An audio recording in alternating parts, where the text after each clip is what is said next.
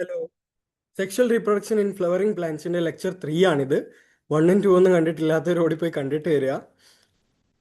അപ്പോൾ ഇന്ന് നമ്മൾ പഠിക്കാൻ പോകുന്നത് എന്തൊക്കെയാണെന്ന് നോക്കാം. അതിന് മുമ്പ് എനിക്ക് ഇന്നലെയും കറക്റ്റായിട്ടൊരു ബൈ പറയാൻ പറ്റിയില്ല അല്ലേ. 2 ദിവസമായിട്ട് എന്തൊക്കെയോ പ്രശ്നങ്ങൾ. അപ്പം എന്താണ് നമ്മൾ ഇന്നലത്തെ ക്ലാസ്സിൽ എന്താ പഠിച്ചത്? പോളിനേഷൻ എന്താന്ന് പഠിച്ചല്ലേ ലാസ്റ്റ് ആയിട്ട്. എന്താണ് പോളിനേഷൻ? എന്തായിരുന്നു പോളിനേഷൻ? പോളിനേഷൻ എന്ന് വെച്ചാൽ നമ്മൾ സ്വിഗ്ഗി സൊമാറ്റോ ചേട്ടന്മാരുടെ കയ്യിൽ എന്ത് കൊടുത്തുവിടുക? പോളൻ ഗ്രെയിൻ കൊടുത്തുവിടാണ് അല്ലേ. Transfer of anther. ആന്തർ ആണോ? Pollen grain from the anther of stick of a male flower അല്ലെങ്കിൽ male part of a flower to the എന്താണ് stigma of a another flower. 2 different flower ആവണമെന്നുണ്ടോ? ഇല്ല. 3 types of pollination നമ്മൾ പഠിച്ചായിരുന്നു അല്ലേ. ഞാനിപ്പോൾ ഇവിടെ എഴുതുന്നില്ല, നമ്മൾ ലാസ്റ്റ് ക്ലാസ്സിൽ പഠിച്ചതായതുകൊണ്ട് പറയാം. അപ്പോൾ ഇവിടെ ഓട്ടോഗാമി എന്ന് പറഞ്ഞാൽ എന്താണ്? സെയിം ഫ്ലവർ, ഒരു സെയിം ഫ്ലവറിനകത്ത് തന്നെ ആന്തറിൽ നിന്ന് സ്റ്റിഗ്മയിലേക്ക് എന്ത് പോകുന്നു? പോളൻ ഗ്രെയിൻ പോകുന്നു. ഗീറ്റണഗമി എന്ന് പറഞ്ഞാൽ ഒരു ഒരേ പ്ലാന്റിൽ തന്നെ, ഇത് നോക്കൂ, ഒരേ പ്ലാന്റിൽ തന്നെ 2 ഡിഫറെൻറ്റ് ഫ്ലവേഴ്സ്, അതിൽ എന്താണ് ഒരു ഫ്ലവറിൽ നിന്ന് വേറൊരു ഫ്ലവറിലേക്ക് പോകുന്നതാണ് ഗീറ്റോണഗമി. ആൻഡ് സെനോഗമി എന്ന് പറയുമ്പോൾ 2 ഡിഫറെൻറ്റ് പ്ലാന്റ്സ് തന്നെ അവരിലേക്ക് പോകുന്നു. ഓക്കെ, അപ്പോൾ ഇതിൻ്റെ ഒരു ക്വസ്റ്റ്യൻ ചെയ്തിട്ട് നമുക്ക് ഇന്നത്തെ ക്ലാസ് തുടങ്ങിയാലോ. ക്വസ്റ്റ്യൻ ഇതാണ്: transfer of pollen grains from anther to the stigma of another flower of the same plant. Okay, അപ്പോൾ ഇവിടെ നമ്മൾ ശ്രദ്ധിക്കേണ്ട കാര്യങ്ങൾ എന്തൊക്കെയാണ്? സെയിം പ്ലാന്റിൽ തന്നെ അനദർ ഫ്ലവറിലേക്ക് പോകുന്നു. അതേതാണ്? നമുക്ക് നോക്കാതെ തന്നെ കണ്ണടച്ച് പറയാം അല്ലേ. ഗീറ്റോണഗമിയാണ്. എന്തുകൊണ്ട് ബാക്കി ശരിയാണോ നോക്കണ്ടേ. കാസ്മോഗമി. എന്തുകൊണ്ട് കാസ്മോഗമി അല്ല? കാസ്മോഗമി എന്ന് വെച്ചാൽ എന്താണ്? കാസ്മോ, ഞാൻ പറഞ്ഞില്ലേ, വാ തുറന്നിട്ടാണ് നമ്മൾ പറയുന്നത്. അപ്പോൾ ഓപ്പൺ ഫ്ലവേഴ്സ് ആണ് കാസ്മോ ഗ്യാമസ് ഫ്ലവേഴ്സ്. അതിനെയാണ് കാസ്മോഗമി എന്ന് പറയുക. പ്രൊഡക്ഷൻ ഓഫ് എന്താണ്? Open flowers. അപ്പോൾ കാസ്മോഗമി അല്ല ആൻസർ. സെനോഗമി എന്ന് വെച്ചാൽ എന്താണ്? ഇവിടെ എന്താ തെറ്റ് വരിക? സെനോഗമി ആയിരുന്നെങ്കിൽ ഇവിടെ ഡിഫറെൻറ്റ് പ്ലാന്റ് എന്ന് വന്നേനെ. ഓക്കെ, വേറെ പ്ലാന്റിൽ തന്നെ പോകുന്നതാണ് സെനോഗമി. അപ്പോൾ അതുമല്ല. ഹൈബ്രിഡൈസേഷൻ എന്ന് വെച്ചാൽ അതിൽ നിന്ന് നമ്മൾ പഠിക്കാൻ പോകുന്നേ ഉള്ളൂ. ഓക്കെ, അത് ഞാൻ പിന്നെ പറഞ്ഞുതരാം. അങ്ങനെയാണെങ്കിൽ നമുക്ക് അടുത്ത ഈ ആൻസർ ശരിയാണോ നോക്കാം. ഗീറ്റോണാഗമി കണ്ടോ, അതിനാണ് ശരിയായിട്ടുള്ള ആൻസർ. അപ്പോൾ ഇന്ന് നമ്മൾ എന്തൊക്കെയാണ് പഠിക്കാൻ പോകുന്നത്? എന്ന് ഞാൻ ഇതുപോലെ പറയല്ലേ, നമ്മൾ ഓരോ ലെവൽസിലാണ് പഠിക്കാൻ പോകുന്നത്, പക്ഷെ അതൊന്നും നമ്മൾ കറക്റ്റായിട്ട് തീർക്കുന്നില്ല. ആദ്യം എന്തൊക്കെ പഠിച്ചു? നമ്മൾ ഫ്ലവർ പഠിച്ചു, മെയിൽ റീപ്രൊഡക്ഷൻ ഫുള്ള് കംപ്ലീറ്റ് ചെയ്തു, സ്ട്രക്ചേഴ്സ് ആൻഡ് ഇവൻറ്റ്സ്, മൈക്രോസ്പോറോജനസിസ് ഒക്കെ. ഫീമെയിലിലെ സ്ട്രക്ചേഴ്സ് ആൻഡ് ഇവൻറ്റ്സ്, മെഗാസ്പോറോജനസിസ് ഒക്കെ കംപ്ലീറ്റ് ചെയ്തു. പിന്നെ നമ്മൾ പോളിനേഷൻ തുടങ്ങിയിട്ടേ ഉള്ളൂ. ടൈപ്സ് ഓഫ് പോളിനേഷൻ മാത്രമേ കഴിഞ്ഞുള്ളൂ. അപ്പോൾ നമ്മുടെ ആദ്യത്തെ ലെവൽ എന്ന് പറയുന്നത് നമ്മൾ പോളിനേഷൻ കംപ്ലീറ്റ് ചെയ്യണം. ഓക്കെ, പോളിനേഷൻ കംപ്ലീറ്റ് ചെയ്യുന്നതാണ് നമ്മുടെ ആദ്യത്തെ ലെവൽ. ഇന്ന് കുറച്ചേ ഉള്ളൂ, പെട്ടെന്ന് തീരും. രണ്ടാമത്തെ ആണ് എന്ത്? ഇനി ഒരു വീഡിയോ കൂടെ വരുമെന്ന് ഞാൻ തോന്നുന്നില്ല, പ്രതീക്ഷിക്കുന്നില്ല. മാക്സിമം ഞാൻ ഇന്ന് തന്നെ തീർക്കാൻ നോക്കും. ഡബിൾ ഫെർട്ടിലൈസേഷൻ ആണ് നമ്മുടെ രണ്ടാമത്തെ ലെവല്. മൂന്നാമത്തെ ലെവലാണ് ഏറ്റവും ഇമ്പോർട്ടൻറ്റ്. വളരെ ചെറിയ ടോപ്പിക്കാണ്, ഒരു 5 മിനിറ്റ് തീർക്കാവുന്നേ ഉള്ളൂ, പക്ഷെ അതിൽ നിന്ന് ഒരുപാടധികം ക്വസ്റ്റ്യൻസ് വരുന്ന ഒരു ടോപ്പിക്കാണ് അപ്പോമെക്സിസ് ആൻഡ് പോളി എംബ്രിയോണി എന്ന് പറയുന്നത്. ഓക്കെ, അപ്പോൾ അതെല്ലാം നമ്മൾ എന്ത് ചെയ്യും? ഇത് 3 മാത്രമേ ഉള്ളൂ ഇന്ന്, അതോടെ നമ്മുടെ ചാപ്റ്റർ കഴിയും. അപ്പോൾ ഇതാണ് നമ്മുടെ ഇന്നത്തെ 3 ലെവൽസ് എന്ന് പറയുന്നത്. ഓക്കെ, അപ്പോൾ നമുക്ക് തുടങ്ങിയാലോ. പോളിനേഷൻ്റെ ബാക്കി ഭാഗം പഠിക്കാം. Agents of pollination. ഓക്കെ, അതാണ് നമുക്ക് ആദ്യമായിട്ട് പഠിക്കാനുള്ളത്. പോളിനേഷൻ ഞാൻ പറഞ്ഞില്ലേ, നമ്മൾ സ്വിഗ്ഗി സൊമാറ്റോ ചേട്ടന്മാരെ വിളിക്കുന്നു. അപ്പോൾ ഇത് നമ്മൾ വിചാരിക്കുന്ന പോലെ ബീറ്റിൽസ് ഇവർ മാത്രമല്ല, വണ്ടും പൂമ്പാറ്റയും മാത്രമല്ല. അപ്പം നമുക്ക് കുറച്ച് ഏജൻസ് ഉണ്ട്. ഓക്കെ, അതിനെക്കുറിച്ച് നമുക്ക് ഡീറ്റെയിൽ ആയിട്ട് പഠിക്കാൻ പോവാണ്. ഏജൻസിനെ നമുക്ക് 2 ടൈപ്പ് ഓഫ് ഏജൻസ് ആയിട്ട് തിരിക്കാം. ഒന്ന് അബയോട്ടിക് ഏജൻസും, 2 ബയോട്ടിക് ഏജൻസും. പേര് കേൾക്കുമ്പോൾ തന്നെ മനസ്സിലായി കാണും, നമ്മൾ 6ാം ക്ലാസ് മുതൽ പഠിക്കുന്ന ഇതെല്ലാം. അബയോട്ടിക് എന്ന് പറഞ്ഞാൽ ജീവനില്ലാത്ത ഏജൻസ്, ബയോട്ടിക് എന്ന് പറഞ്ഞാൽ ജീവനുള്ള ഏജൻസ്. ഓക്കെ, അപ്പോൾ അബയോട്ടിക്കിൻ്റെ എക്സാമ്പിൾസ് പറയാൻ പറ്റുമോ? കുറേ പേർക്കൊക്കെ പറയാൻ പറ്റുമായിരിക്കും, കുറേ പേർക്ക് പറയാൻ പറ്റില്ല. അപ്പോൾ നമ്മൾ പറയും വിൻഡ്, വാട്ടർ. ഇതാണ് നമുക്ക് ഇപ്രാവശ്യം പഠിക്കാനുള്ള മെയിൻ ആയിട്ടുള്ള 2 അബയോട്ടിക്. ഇവരാണ് ഏറ്റവും കോമൺ ആയിട്ടുള്ള അബയോട്ടിക് ആയിട്ടുള്ള പോളിനേറ്റേഴ്സ് അല്ലെങ്കിൽ ഏജൻസ് ഓഫ് പോളിനേഷൻ. ബയോട്ടിക് എന്ന് പറയുമ്പോൾ ആരാണ്? നമുക്ക് ഉറപ്പായിട്ടും പറയാം, ആനിമൽസ് ആണ്. ഓക്കെ, പ്ലാന്റ്സ് അല്ല, പ്ലാന്റ്സിന് മൂവ് ചെയ്യാൻ പറ്റില്ല. ആനിമൽസ് ആണ് എന്ത് ജീവനുള്ളതിലെ പോളിനേറ്റേഴ്സ് എന്ന് പറയുന്നത്. അപ്പൊ ഈ വിൻഡ്, വാട്ടർ, ആനിമൽസ് ഇതിനെക്കുറിച്ച് നമ്മൾ ഇനി പഠിക്കും. അപ്പൊ അതിൽ എനിക്ക് പറയാനുള്ള ഒരു കാര്യം എന്ന് വെച്ചാൽ, ഇമ്പോർട്ടന്റ് കാര്യം, ഈ വിൻഡും വാട്ടറും ഒക്കെ എന്ന് പറഞ്ഞാൽ ഇവിടെ പോളിനേഷൻ നടക്കുക എന്ന് പറയുന്ന ഒരു ചാൻസ് ഫാക്ടറാണ്. ചിലപ്പോൾ നടക്കാം, ചിലപ്പോൾ നടക്കില്ല. കാരണം ഓർത്ത് നോക്ക്, ഈ ആനിമൽസ് അല്ലെങ്കിൽ ഇവരെന്ന് വെച്ചാൽ ഒരു, നമ്മളിപ്പോൾ ഇത് സ്വിഗ്ഗി സൊമാറ്റോ ആണെന്ന് വിചാരിച്ചോ. ആനിമൽസ് എന്ന് വെച്ചാൽ പ്രീമിയം പാക്കേജിംഗ് ആണ്. ഓക്കെ, കറക്റ്റ് ഒരാളെ ഏൽപ്പിച്ച് നമ്മൾ കൊടുത്തു വിടുകയാണ്, അത് അവിടെ പോയി എത്താനുള്ള ചാൻസ് കൂടുതലാണ്. പക്ഷെ ഒന്ന് ആലോചിച്ച് നോക്ക്, നമ്മളിങ്ങനെ കൊറിയർ അയക്കുന്നതല്ല, നമ്മൾ ചുമ്മാ കാറ്റ് പറത്ത് വിടുകയാണെങ്കിലോ എങ്ങനെ ഇരിക്കും? അതുപോലെ ഉള്ളൂ. എന്താണ്, അതിങ്ങനെ പറന്ന് നടക്കുമല്ലേ, എവിടെ പോയി വീഴുന്നത് നമുക്ക് ആർക്കും പറയാൻ പറ്റില്ല. വെള്ളവും അതുപോലെ തന്നെ, വെള്ളത്തിൽ ഒഴുകി നമ്മളൊരു പെട്ടിക്കകത്തെല്ലാം പാക്ക് ചെയ്തിട്ട് വെള്ളത്തിൽ ഒഴുക്കി വിട്ടാലോ. എൻ്റെ വീടിൻ്റെ അടുത്ത് ഒരു ആറുണ്ട്, കല്ലടയാറ്. അപ്പം ഞാൻ ഇതുപോലെ പുറത്തിറങ്ങിയിട്ട് ഞാൻ പറയാ, കല്ലടയാറിൻ്റെ തീരത്ത് എനിക്ക് വേറൊരു ഫ്രണ്ട് ഉണ്ട്. അപ്പം ഞാൻ ഒരു കാര്യം ചെയ്യാം, ഇന്ന് ഞാൻ അവന് കൊടുക്കാനുള്ളൊരു സാധനമുണ്ട്, ഞാൻ വാട്ടർ പ്രൂഫ് പാക്കേജിങ് ചെയ്തിട്ട് വെള്ളത്തിലിട്ട് ഒഴുക്കി വിട്ടു. എന്നിട്ട് അവനോട് പറഞ്ഞു, "ഞാൻ ഒഴുക്കി വിട്ടിട്ടുണ്ട്, ആറിൻ്റെ അടുത്ത് പോയി നിൽക്ക്, കിട്ടുകയാണെങ്കിൽ എടുത്തോ." കിട്ടുമോ? അതുപോലെയുള്ളൂ ഇവിടെ. ഓക്കെ, അവിടെ ഒരു ചാൻസ് ഫാക്ടറാണ്. അപ്പൊ അതിനെ കോമ്പൻസേറ്റ് ചെയ്യാൻ വേണ്ടിയിട്ട് നമ്മുടെ പ്ലാൻസ് എന്താണ് ചെയ്യുന്നതെന്ന് അറിയോ? ആഹ് ഒരുപാട് ലോസ് ഉണ്ടാവും അല്ലേ, ഹൈ ലോസ് റിസ്ക് ആണ്. അപ്പൊ അവരെന്ത് ചെയ്യും, അതിനനുസരിച്ച് അത്രയും നമ്പർ ഓഫ് പോളൻ പ്രൊഡ്യൂസ് ചെയ്യും. എന്താണ് high pollen production due to loss risk. ഒരുപാട് ലോസ് ആവാൻ ചാൻസ് ഉള്ളത് കൊണ്ട് തന്നെ അവർ ഒരുപാട് പോളൻ പ്രൊഡ്യൂസ് ചെയ്യും. ഇതുപോലെ തന്നെയാണ് നമ്മുടെ ഫ്രോഗ്, അങ്ങനത്തെ നമ്മളുടെ കുറെ ഇൻസെക്ട്സ് ഒക്കെ ഉണ്ടല്ലോ. ഇപ്പൊ ഫ്രോഗിന്റെ കാര്യം പറയാം. ഫ്രോഗ് കരയിലും വെള്ളത്തിലും ജീവിക്കുന്നതാണ്, വെള്ളത്തിലാണ് മുട്ടയിടുന്നത്. അപ്പോൾ വെള്ളത്തിൽ മുട്ടയിട്ടാൽ കുറെ എണ്ണം ചത്തുപോകാനുള്ള ചാൻസ് ഉണ്ട്. ഓക്കെ, അങ്ങോട്ടും ഇങ്ങോട്ടും പോകാനും കുറെ പ്രിഡേറ്റേഴ്സ് വന്ന് കഴിക്കാനും. അപ്പോൾ അവരെന്ത് ചെയ്യും, അതിനെ കോമ്പൻസേറ്റ് ചെയ്യാൻ വേണ്ടിയിട്ട് ഒരു ലാർജ് നമ്പർ ഓഫ് എഗ്സ് ആണ് ഇടുക. നമ്മുടെ ഒരുപാട് എഗ് ഇടുന്ന എല്ലാവരെയും കുറിച്ച് നിങ്ങൾ ചിന്തിച്ചാൽ മതി. അവരെല്ലാം എന്തിനാണ് അത്രയും എഗ്സ് പ്രൊഡ്യൂസ് ചെയ്യുന്നത്? ഇൻസെക്റ്റുകൾ. ആ, അത്രയും ലോസ് ഉണ്ടാവാനുള്ള ചാൻസ് ഉള്ളത് കൊണ്ടാണ്. ഓക്കെ, അപ്പൊ അതാണ് ഒരു കാര്യം. നമുക്കൊരു കാര്യം ചെയ്യാം, അടുത്തത് എന്താണെന്ന് നോക്കാം. ഏജൻസ് ഓഫ് പോളിനേഷൻ അപ്പോൾ കഴിഞ്ഞല്ലോ. ഇനി നമുക്ക് ഓരോരുത്തരെ കുറിച്ച് ഡീറ്റെയിൽ ആയിട്ട് പഠിക്കാം. ആദ്യം വിൻഡ് പഠിക്കാം, പിന്നെ വാട്ടർ പഠിക്കാം, പിന്നെ ആനിമൽസും പഠിക്കാം. അപ്പോൾ വിൻഡിനെ കുറിച്ച് പറയുകയാണെങ്കിൽ നമുക്കറിയാലേ, ഇപ്പൊ നമ്മൾ പറഞ്ഞ അത്തരം കാര്യങ്ങൾ മാത്രമേ ഉള്ളൂ. കാറ്റിൽ കൂടെ പോകും അങ്ങനെ മാത്രമല്ല, നമുക്ക് എന്തും കൂടെ പഠിക്കാനുണ്ട്. ഇവരുടെയൊക്കെ പോളൻ കാണാൻ എങ്ങനെ ഇരിക്കും, ഇവരുടെയൊക്കെ ഫ്ലവർ കാണാൻ എങ്ങനെ ഇരിക്കും. കാരണം എന്താണ്, അഡാപ്റ്റേഷൻസ് അല്ലേ. അതാണ് നമ്മളിപ്പോൾ എന്ത് ചെയ്യാൻ വേണ്ടി പോകുന്നത്, പഠിക്കാൻ വേണ്ടി പോകുന്നത്. അപ്പോൾ വിൻഡിനെ കുറിച്ച് പറയുകയാണെങ്കിൽ ഏറ്റവും കോമൺ ആയിട്ടുള്ള അബയോട്ടിക്കിലെ ഏറ്റവും കോമൺ വിൻഡാണ്. ഓക്കെ, വാട്ടറിനെക്കാളും. കാരണം നമുക്കറിയാം, വെള്ളത്തിനേക്കാളും കൂടുതൽ നമുക്ക് കാണാൻ പറ്റുന്നത് നമ്മുടെ ചുറ്റുമൊക്കെ എയർ അല്ലേ. അപ്പം ഏറ്റവും കോമൺ അത് തന്നെ ആയിരിക്കും. ആൻഡ് അതിൻ്റെ പോളൻ്റെ അഡാപ്റ്റേഷൻസ് നമ്മൾ പഠിക്കും, അതുപോലെ ഫ്ലവറിൻ്റെ അഡാപ്റ്റേഷൻസ് നമ്മൾ പഠിക്കും. ഓക്കെ, ആദ്യം നമുക്ക് പോളൻ അഡാപ്റ്റേഷൻസ് നോക്കാം. വിൻഡാണ്, പെട്ടെന്ന് കാറ്റ് പറന്നു പോകണം. അപ്പോൾ വെയിറ്റ് കൂടുതലായിരിക്കും കുറവായിരിക്കും? ഞാൻ ഒരു കാര്യം പറയട്ടെ, ഈ പോളൻ അഡാപ്റ്റേഷൻസ് പഠിച്ചു വെച്ചേക്കുക, എന്തായാലും ചോദിക്കും. അതായത് ഇങ്ങനെ തരും, 4 അഡാപ്റ്റേഷൻസ് തരും, എന്നിട്ട് ചോദിക്കും ഇതിൽ ഏതാണ് വിൻഡിന്റെ അല്ലാത്തത്, അനിമോഫിലിയുടെ അഡാപ്റ്റേഷൻസ് അല്ലാത്തത്. അല്ലെങ്കിൽ 4 ചോദിച്ചിട്ട് ചോദിക്കും ഇതിൽ ഏതാണ് ഹൈഡ്രോഫിലിയുടെ കറക്റ്റ് ആയിട്ടുള്ള അഡാപ്റ്റേഷൻ. അങ്ങനെ. ഓക്കെ, അപ്പൊ അനിമോ എന്ന് പറയുമ്പോൾ ആനിമൽ ആണെന്ന് വിചാരിക്കരുത്. അനിമോഫിലി എന്ന് വെച്ചാൽ എന്താണ്, വിൻഡ് പോളിനേഷൻ ആണ്. ആനിമലിന്റെ സൂഫിലി ആണ്. സൂ നമുക്കറിയാല്ലേ, ആനിമൽസിനെ കുറിച്ചിട്ടാണ്, സുവോളജി എന്നൊക്കെ കേട്ടിട്ടുണ്ടല്ലോ. അപ്പൊ ഈ പോളൻ ഇതിനെ കുറിച്ച് പറയുകയാണെങ്കിൽ ലൈറ്റ് ആയിരിക്കും. ഇനി പറന്നു പോകുന്ന വഴിക്ക് ഇത് അവിടെ ഇവിടെയൊക്കെ പോയി ഒട്ടി നിന്നാലോ, കറക്റ്റ് സ്റ്റിക്മേലെത്തോ? ഇല്ല. അപ്പൊ അതുകൊണ്ട് നോൺ സ്റ്റിക്കി ആയിരിക്കും. ഓക്കെ, അപ്പൊ നിങ്ങൾ ചോദിക്കും അപ്പൊ സ്റ്റിക്മേൽ ഒട്ടണ്ടേ? നമുക്ക് ബുദ്ധി ഉണ്ടല്ലോ അല്ലേ. ഇപ്പോ ഞാൻ പോട്ടെ.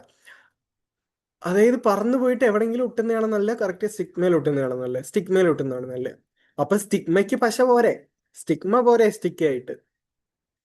നമ്മളെന്തിനാ പോളന് വെറുതെ ഇത് കൊടുക്കുന്നത്? അപ്പോൾ പോളന് എവിടെയെങ്കിലുമൊക്കെ പോയി ഒട്ടത്തില്ലേ. അപ്പൊ അതുകൊണ്ട് ലൈറ്റ് ആൻഡ് നോൺ സ്റ്റിക്കി ആയിരിക്കും. അത് കുറെ പേരെ ഡൗട്ടാണ്, അതുകൊണ്ടാണ് ഞാൻ അതങ്ങനെ പറഞ്ഞത്. ഇനി അവരുടെ ഫ്ലവറിനെ കുറിച്ച് പറയുകയാണെങ്കിൽ, ഓക്കെ, കാറ്റടിക്കുമ്പോൾ ഇത് പെട്ടെന്ന് പറന്നു പോകണം. അപ്പൊ സ്റ്റേമൻ എന്തായിരിക്കണം? എക്സ്പോസ്ഡ് ആയിരിക്കണം, കുറച്ച് പുറത്തോട്ട് ഇങ്ങനെ തള്ളി നിൽക്കുന്നതായിരിക്കണം. ഓക്കെ, പുറത്തോട്ട് തള്ളി നിൽക്കണം, ഫ്ലവറിൽ നിന്ന് കുറച്ച് ഓപ്പൺ ആയിട്ട് നിൽക്കണം. അപ്പൊ എക്സ്പോസ്ഡ് സ്റ്റേമൻ ആണെങ്കിൽ പെട്ടെന്ന് അത് കാറ്റിൽ പറന്നു പോവും. അതുപോലെ അതിന്റെ സ്റ്റിഗ്മ എങ്ങനെ ആയിരിക്കണം? സ്റ്റിഗ്മ സ്റ്റിക്കി ആയിരിക്കണം അല്ലേ? അതുപോലെ സ്റ്റിഗ്മ എന്തായിരിക്കണം? ലാർജ് സ്റ്റിഗ്മ ആയിരിക്കണം, വലിയ സ്റ്റിഗ്മ ആയിരിക്കണം. അവിടെ ഇവിടെയൊക്കെ പോകുന്നൊക്കെ വന്ന് ഒട്ടണമെങ്കിൽ കുറച്ച് വലിയ സ്ഥലം ഉണ്ടെങ്കിൽ പെട്ടെന്ന് എവിടെയെങ്കിലുമൊക്കെ വന്ന് ഒട്ടുമല്ലോ.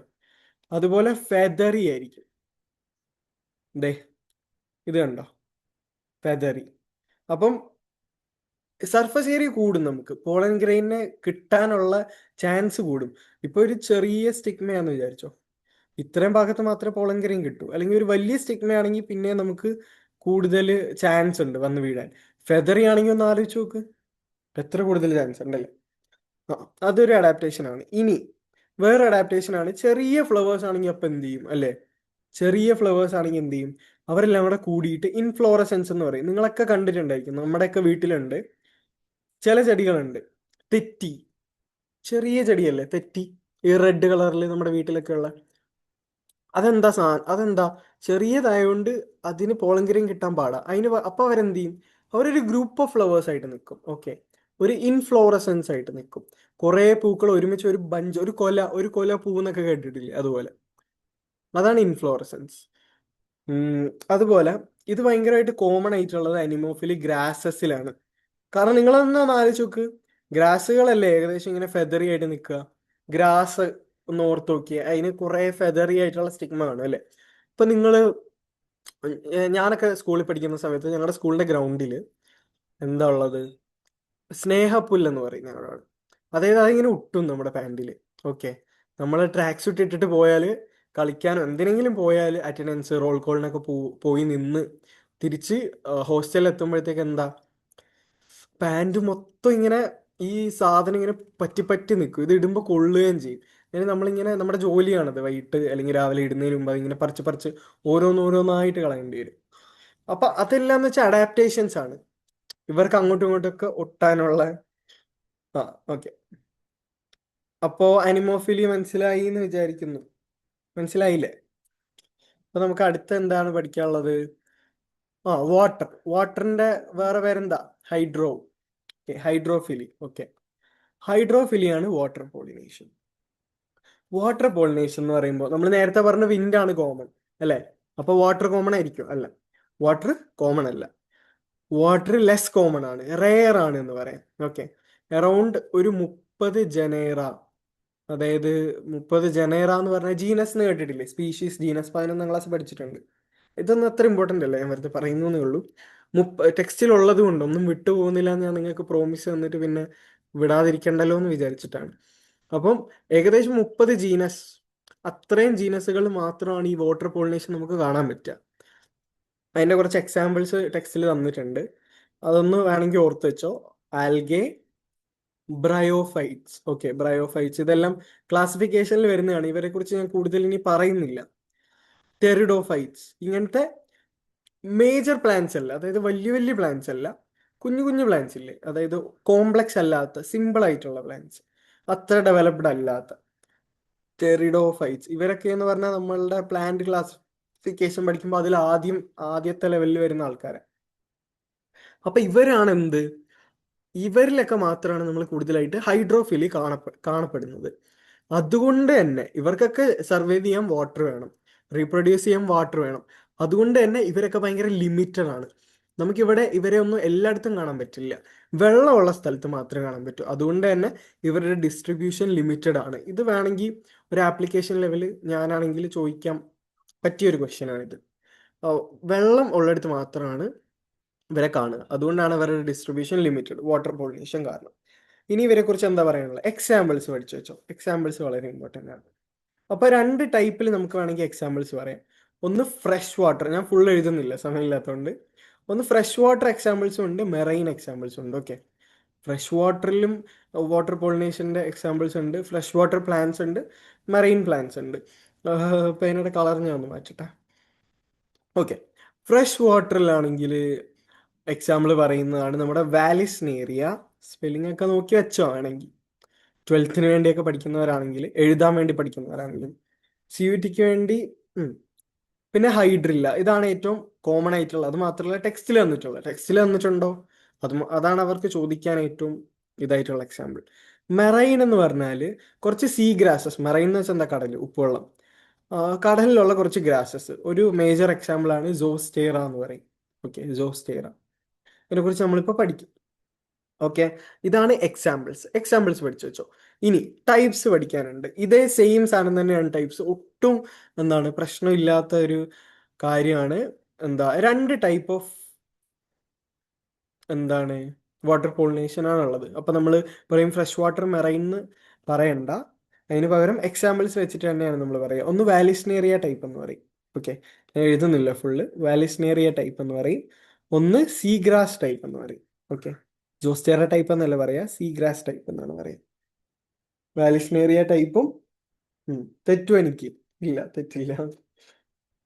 വാലിസ്നേറിയ ടൈപ്പും സീഗ്രാസ് ടൈപ്പ്. അപ്പൊ ഈ വാലിസ്നേറിയ ടൈപ്പ് ഈ പിക്ചർ കാണുന്നുണ്ടോ, ഇതാണ് വാലിസ്നേറിയ ടൈപ്പ്. ഞാൻ പറഞ്ഞുതരാം.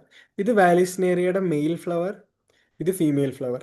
ഇതും ഒരു ഫീമെയിൽ ഫ്ലവർ ആണ്. ഓക്കെ, വാലിസ്നേറിയയുടെ ഫീമെയിൽ ഫ്ലവർ ആണ്. ഈ ഫീമെയിൽ ഫ്ലവർ ഭയങ്കര ഇങ്ങനെ വളർന്ന് വളർന്ന് വളർന്ന് എന്ത് ചെയ്യുന്നറിയോ, ഈ ഇവരുടെ ആ ഇത് വാട്ടറിന്റെ സർഫസ് ആണെന്ന് വിചാരിച്ചാൽ ഏറ്റവും മുകൾ ഭാഗം, അവിടേക്ക് വളർന്നു പോകും. Okay, female flower. പക്ഷെ മെയിൽ ഫ്ലവർ എന്ത് ചെയ്യും, they remain submerged in the under water.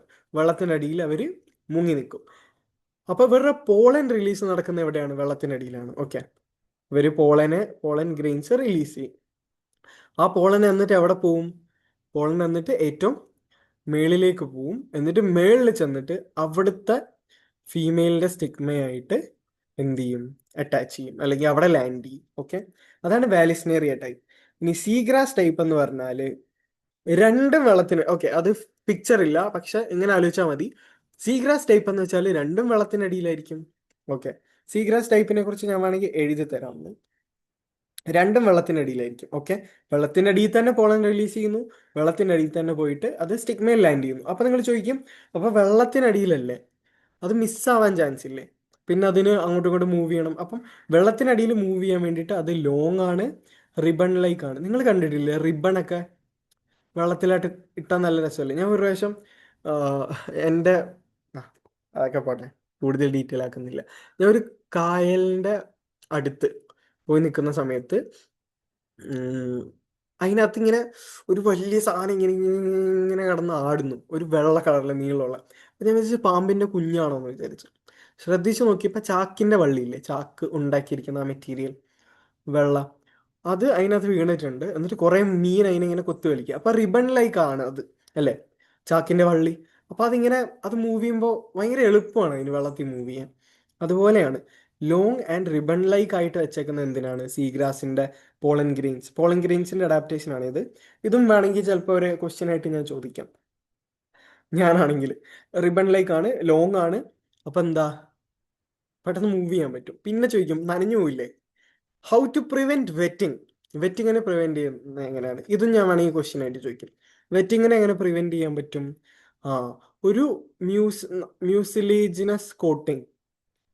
Mucilaginous coating mucilaginous coating എന്ന് വെച്ചാൽ എന്താ, നമുക്കെല്ലാം അറിയാലേ. മ്യൂക്കസ് എന്ന് പറയുന്നൊരു സാധനം അറിയോ, നമ്മുടെ മൂക്കിലും നമ്മുടെ തൊണ്ടയിലും നമ്മുടെ എല്ലായിടത്തും ഉണ്ട്. അകത്തെല്ലാം ലൈൻ ചെയ്തിരിക്കുന്ന ഒരു സബ്സ്റ്റൻസ് ആണ്, അല്ലേ, ഒരു സ്ലൈമി സബ്സ്റ്റൻസ് ആണ്, വഴുവഴുപ്പുള്ള. എന്തിനു വേണ്ടിയിട്ടാണ്, നമ്മൾ ആസിഡിൽ നിന്ന് രക്ഷിക്കാൻ, കുറെ കാര്യങ്ങളിൽ നിന്ന് രക്ഷിക്കാൻ. അതുപോലെയാണ് ഇവിടെയും മ്യൂക്കസ് കോട്ടിംഗ് ഉണ്ട്. എന്തിനാന്ന് വെച്ചാൽ വെള്ളം നനയാതിരിക്കാൻ വേണ്ടിയിട്ട്. ഓക്കെ ആണോ, മനസ്സിലായോ? നമ്മളുടെ അനിമോഫിലിയും ഹൈഡ്രോഫിലിയും കഴിഞ്ഞു. അപ്പോൾ അത് മനസ്സിലായോ? അങ്ങനെയാണെങ്കിൽ നമുക്ക് അടുത്തതിലോട്ട് പോയാലോ. അടുത്ത സൂഫിലിയാണ്. അതിലോട്ട് പോകുന്നതിന് മുമ്പ് ഈ രണ്ടിനും കോമൺ ആയിട്ടുള്ള കുറച്ച് ഫീച്ചേഴ്സ് ഉണ്ട്, വിൻഡ് ആൻഡ് വാട്ടർ പോളിനേറ്റഡ് ഫ്ലവേഴ്സിന്. ഓക്കെ, ഒരെണ്ണമാണ് they will be dull coloured, അല്ലെങ്കിൽ കളർലെസ് ആയിരിക്കും, ഭയങ്കര ഡൾ കളർ ആയിരിക്കും. ഞാൻ നേരത്തെ നിങ്ങളോട് ഇപ്പൊ പറയുന്നില്ല, ഞാൻ ക്വസ്റ്റ്യൻ നിങ്ങളോട് ചോദിച്ചിട്ടുള്ള ഫസ്റ്റ് ലെക്ചറിൽ. അതായത് എന്തിനാണ് പൂവിന് കളറ്, ഇൻസെക്ട്സിനെ അട്രാക്ട് ചെയ്യാൻ അല്ലേ. അപ്പൊ വിൻഡ് പോളിനേഷൻ, വാട്ടർ പോളിനേഷൻ, ഇത് രണ്ടിലും ഇൻസെക്ട്സ് ഉണ്ടോ, ഇല്ല. അവരെ അട്രാക്ട് ചെയ്യേണ്ട ആവശ്യമില്ല. കാറ്റ്, വാട്ടർ, ഇവരൊന്നും ബയാസ്ഡ് അല്ല. ഞാൻ പറഞ്ഞ പോലെ മറ്റേ ബ്രോക്കർ ചേച്ചിമാരാണ് ആര്, നമ്മുടെ വണ്ടും തേനീച്ചയൊക്കെ. അവർ ഭയങ്കര ഇങ്ങനെ കളർ നോക്കി മണം നോക്കി ഭയങ്കര ക്രീപ്പിയാന്നൊക്കെ ഞാൻ പറഞ്ഞായിരുന്നു. അങ്ങനത്തെ ആൾക്കാരാണ്. പക്ഷെ വിൻഡ് വാട്ടർ എന്നൊക്കെ പറഞ്ഞാൽ ഭയങ്കര പാവങ്ങളാണ്. അവർ കോമൺ ആണെങ്കിലും അവരെല്ലാം മേജർ ആയിട്ടുള്ള ഏജൻസ് ഓഫ് പോളിനേഷൻ എങ്കിലും അത്രയ്ക്ക് സിമ്പിൾ ആയിട്ടുള്ള ആൾക്കാരാണ്. എന്നിട്ടും എന്താണ്, അവരാരുടെയും കളറോ മണമോ ഒന്നും നോക്കിയിട്ടല്ല പോളിനേഷൻ നടത്തുന്നത്. അതുകൊണ്ട് തന്നെ അവർ ഡൾ കളേർഡ് ആയിരിക്കും അതിൻ്റെ ഫ്ലവേഴ്സ് എല്ലാം. അതുപോലെ ഫ്രേഗ്രൻ്റ് ആയിരിക്കില്ല. പിന്നെ നോ നെക്ടർ, നെക്ടർ ഉണ്ടാവണം നിർബന്ധമൊന്നുമില്ല, വിൻഡും വാട്ടറും അല്ലേ അപ്പം അങ്ങനെ. അതുപോലെ ആ they are energy efficient. Energy efficient ആണ്. എന്തുകൊണ്ടാണ് എനർജി എഫിഷ്യൻ്റ് ആവുന്നത്? കാരണം അവർക്ക് കളറില്ല, നെക്ടർ ഒന്നും ഇല്ല, അവർക്ക് കൂടുതൽ എനർജി ഒന്നും കൊടുക്കേണ്ട ആവശ്യമില്ല. വിൻഡ് വാട്ടർ പോളിനേഷൻ ആണ്, so they are energy efficient. പിന്നെ വേറൊരു കാര്യം ഞാൻ പറയാൻ വിട്ടുപോയി. വാട്ടർ പോളിനേഷൻ ഹൈഡ്രോഫിലിയിൽ എല്ലാ പ്ലാന്റ്സും, വാട്ടറിലുള്ള എല്ലാ പ്ലാന്റ്സും വാട്ടർ പോളിനേഷൻ ആണ് ചെയ്യുന്നത് എന്ന് വിചാരിക്കരുത്. കാരണം നമ്മുടെ വാട്ടർ ലില്ലി, വാട്ടർ ഹയാസിന്ത്, ഇവരൊക്കെ എന്താണ്? വാട്ടർ ലില്ലി, വാട്ടർ ഹയാസിന്ത് ഒക്കെ എന്താണ്? ആനിമൽ സൂഫിലിയാണ് ചെയ്യുന്നത്. അതായത് അനിമൽ വഴിയാണ് അവരെന്ത് ചെയ്യുന്നത്? പോളിനേഷൻ ചെയ്യുന്നത്. അത് ഞാൻ പറയാൻ വിട്ടുപോയിട്ടുള്ള കാര്യമാണ്. അപ്പൊ ഇത് നമ്മളെ ട്രിക്ക് ചെയ്യാൻ വേണ്ടി ഓപ്ഷൻസിൽ ഇട്ട് തരാവുന്ന ഒരു കാര്യമാണ്. ഇപ്പൊ ഇതിലേതാണ് വാട്ടർ പോളിനേറ്റഡ് പ്ലാന്റ് എന്ന് ചോദിച്ചിട്ട് അതിൽ ബാക്കിയെല്ലാം വാട്ടർ ഒന്നും ഇല്ലാത്ത ഒരു പ്ലാന്റും ഒരെണ്ണം വാട്ടർ ഹയാസിൽ നിന്നും കണ്ടാൽ നമ്മൾ എന്ത് ചെയ്യും? ഓ, വാട്ടറിലുള്ളല്ലേ, അപ്പൊ ഹൈഡ്രോഫിലിയാന്ന് വിചാരിക്കും. അപ്പോൾ അത് ഓർത്തിരിക്കുക, വളരെ ഇമ്പോർട്ടൻ്റ് ആയിട്ടുള്ള ഒരു കാര്യമാണ്. നമ്മളെ പറ്റിക്കാൻ വേണ്ടി, ഞാനാണെങ്കിൽ നിങ്ങളെ പറ്റിക്കാൻ വേണ്ടി എന്തായാലും ഇത് ഉപയോഗിച്ചേനെ. അപ്പൊ അതുകൊണ്ട് അത് ഓർത്തിരിക്കുക, വളരെ ഇമ്പോർട്ടൻറ്റ്. ഓക്കെ ആണോ? ഓക്കെ. അപ്പൊ ഇനി അടുത്ത ഇതിലോട്ട് പോവാം. ആനിമോഫിലി, സോറി സൂഫിലി. ഞാൻ പറഞ്ഞില്ലേ, തെറ്റിക്കരുത്. ആനിമൽ ആന്ന് പറഞ്ഞിട്ട് അനിമോഫിലി. അനിമോഫിലി എന്ന് വെച്ചാൽ ഏറ്റവും മേജർ ആയിട്ടുള്ള, ഏറ്റവും കോമൺ ആയിട്ടുള്ള മെജോറിറ്റി ഓഫ് പ്ലാന്റ്സും അഡാപ്റ്റ് ചെയ്തിരിക്കുന്ന ഒരു ടൈപ്പ് ഓഫ് പോളിനേഷൻ അല്ലെങ്കിൽ ഏജൻസ് ഓഫ് പോളിനേഷൻ ആണ് ആനിമൽസ് എന്ന് പറയുന്നത്. അപ്പൊ ഇതിനകത്ത് അത്രയൊക്കെ പഠിക്കാനുള്ളൂ. പിന്നെ പഠിക്കാനുള്ള എന്താണ്? എക്സാമ്പിൾസ് ആണ്. ഓക്കെ, എക്സാമ്പിൾസ് ആണ്, കുറെ അധികം എക്സാമ്പിൾസ് പഠിക്കാനുണ്ട്. വേണമെങ്കിൽ പക്ഷെ അത് അത്ര ചോദിച്ചു കണ്ടിട്ടില്ല, എങ്കിലും ചോദിക്കാൻ നല്ല ചാൻസ് ഉള്ള ഒരു സാധനമാണ്. ഇൻസെക്ട്സ് ഉണ്ട്, ബേർഡ്സ് ഉണ്ട്, മാമൽസ് ഉണ്ട്, റെപ്റ്റൈൽസ് ഉണ്ട്. ഓക്കെ, ഇൻസെക്ട്സ് ആണ് ഏറ്റവും കോമൺ. ഇതിലെ തന്നെ ആനിമൽ പോളിനേഷനിലെ തന്നെ ഏറ്റവും ഡൊമിനന്റ് ഇൻസെക്ട്സ് ആണ്. അപ്പൊ ഒന്ന് ആലോചിച്ച് നോക്ക്, ഏറ്റവും മെജോറിറ്റി പ്ലാന്റ്സ് ഉപയോഗിക്കുന്ന ആനിമൽ പോളിനേഷൻ ആണ്. അപ്പൊ മൊത്തത്തിൽ നമ്മൾ പോളിനേഷൻ നോക്കിയാൽ അതിൽ ഏറ്റവും ഡൊമിനന്റ് ആയിട്ട് നിൽക്കുന്ന ആരാണ്? ഇൻസെക്ട്സ് ആണ്. ഇനി ഇൻസെക്ട്സിൽ ഏറ്റവും ഡൊമിനന്റ് ആയിട്ട് നിൽക്കുന്ന ആൾക്കാരാണ് നമ്മുടെ ബീസ് എന്ന് പറയുന്നത്. ഓക്കെ, ഹണി ബീസ്. ഓ, നിങ്ങൾ ഡി യുവിലൊക്കെയാണ് പഠിക്കുന്നതെന്ന് വിചാരിച്ചോ, സിയുടി ഒക്കെ കിട്ടി ഡി യുവിൽ വന്നു. അപ്പൊ നിങ്ങൾക്ക് ഡൈവേഴ്സ് ബയോളജി ഓഫ് ഇൻസെക്റ്റ് ഉണ്ട്. അതുപോലെ ഇതിനെക്കുറിച്ച് മാത്രം, ബീസിനെ കുറിച്ച് മാത്രം പഠിക്കാനായിട്ട് ഒരു പേപ്പർ ഉണ്ട്. ഏതായിരുന്നു? എപ്പിക്കൾച്ചർ. അടിപൊളിയാണ്. ബീസിനെ കുറിച്ച് പഠിച്ചാൽ നിങ്ങൾ ഇഷ്ടപ്പെട്ടു പോകും ബീസിനെ. അത്രമാത്രം കോംപ്ലക്സ് ആയിട്ടുള്ള ഓർഗാനിസംസ് ആണ് ബീസ്. അവരുടെ അനാറ്റമി ഫിസിയോളജി ഒന്നുമല്ല ഞാൻ പറയുന്നത്, അവരുടെ സോഷ്യൽ സ്ട്രക്ചർ, അവരുടെ ബുദ്ധി, അവരെന്തൊക്കെയാണ് ചെയ്യുന്നത്, അവരുടെ ഓരോന്നും പഠിക്കാൻ അടിപൊളിയാണ്. പിന്നെ അവരെ കുറെ അങ്ങനെ. ഇപ്പൊ ഹൻസ്രാജിലൊക്കെ ആണെങ്കിൽ നമ്മുടെ ഇപ്പൊ ഡൽഹിയിലാണ് പഠിക്കുന്നതെങ്കിൽ ഡൽഹി തന്നെയാണ് ഐക്കർ ഉള്ളത്. അപ്പം IARI ഉണ്ട്, ഇന്ത്യൻ അഗ്രികൾച്ചറൽ റിസർച്ച് ഇൻസ്റ്റിറ്റ്യൂട്ട്. അവിടെയൊക്കെ നമുക്ക് പോയിട്ട് ഇതിനെക്കുറിച്ച് പഠിക്കാം, ഇവരെ കാണാം, അങ്ങനത്തെ സംഭവങ്ങളെല്ലാം ഉണ്ട്. ഇനി ഹൻസ്രാജ് കോളേജിലാണ് എന്നൊക്കെ ഉണ്ടെങ്കിൽ അവിടെ സെറികൾച്ചറിന് വേണ്ടി, അതായത് പട്ടുനൂൽ പുഴു വളർത്തുക, അതിനെ റീലിംഗ് ചെയ്യുക, അതിന് വേണ്ടിയിട്ട് സ്പെഷ്യൽ ലാബുകളൊക്കെ ഉണ്ട്. ഓക്കെ, നിങ്ങൾ ഏത് കോളേജിൽ അഡ്മിഷൻ കിട്ടുന്നെങ്കിലും നിങ്ങൾ എന്തായാലും സുവോളജിക്കാരാണെങ്കിൽ ഹൻസ്രാജിൽ പോയി, ഹൻസ്രാജ് ആണോ രാംജാസ് ആണോ, ഹൻസ്രാജിൽ പോയി നിങ്ങൾ അതൊക്കെ കാണും അങ്ങനെ. ഓക്കെ, അപ്പോൾ ഇൻസെക്ട് അതിൽ തന്നെ ഏറ്റവും ഡൊമിനന്റ് ബീസ് ആണ്. അപ്പൊ ഞാൻ ചോദിക്കുകയാണെങ്കിൽ പോളിനേഷൻ ഏജൻസ് ഓഫ് പോളിനേറ്റേഴ്സിൽ ഏറ്റവും ഡൊമിനന്റ് ആയിട്ടുള്ള ആൾക്കാർ ആരാണ്?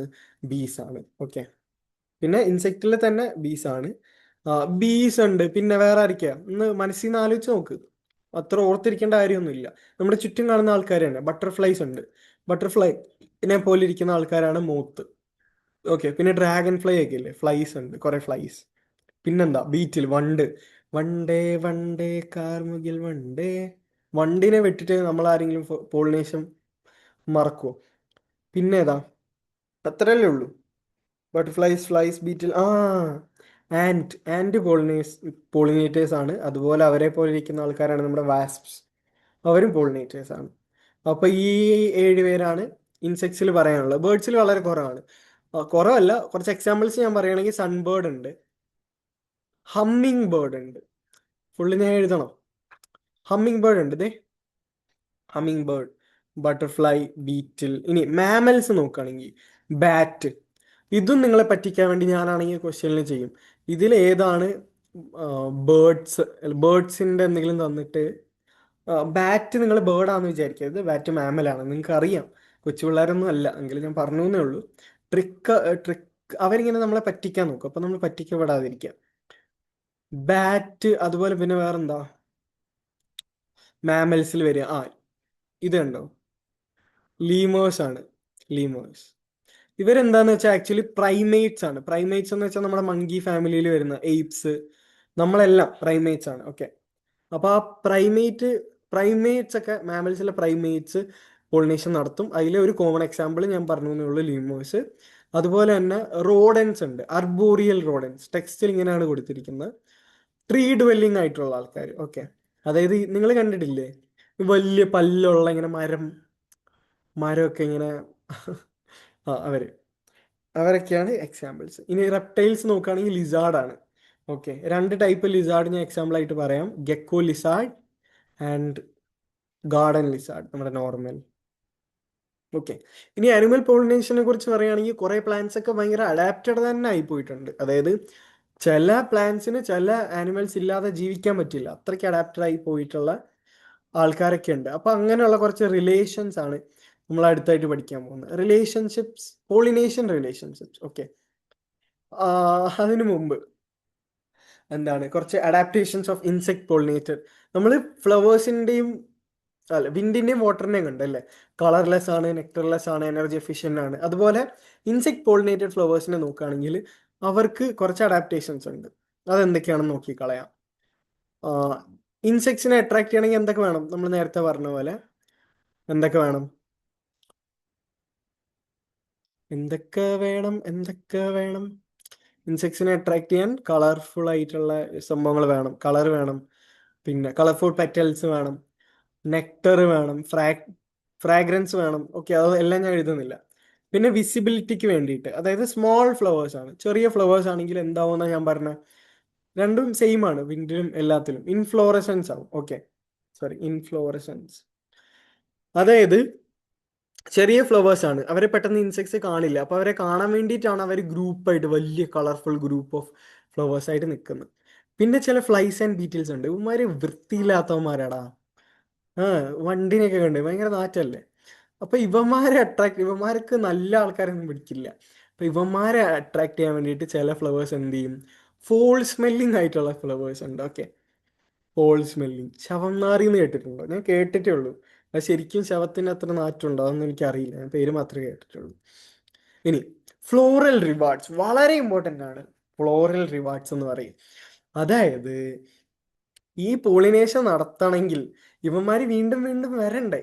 ഇപ്പൊ നമ്മൾ പറയില്ലേ, ഒരു പ്രാവശ്യം വന്ന ആള് വീണ്ടും വരണം എങ്കിൽ നമ്മൾ അവരെ മാക്സിമം സാറ്റിസ്ഫൈ ചെയ്യിപ്പിച്ച് വിടണം.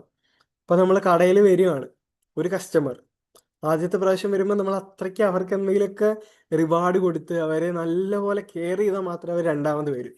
അപ്പൊ എന്താ, ഇവിടെ അതുപോലെ ഒരു സംഭവമാണ് ഫ്ലോറൽ റിവാർഡ് എന്ന് പറയും.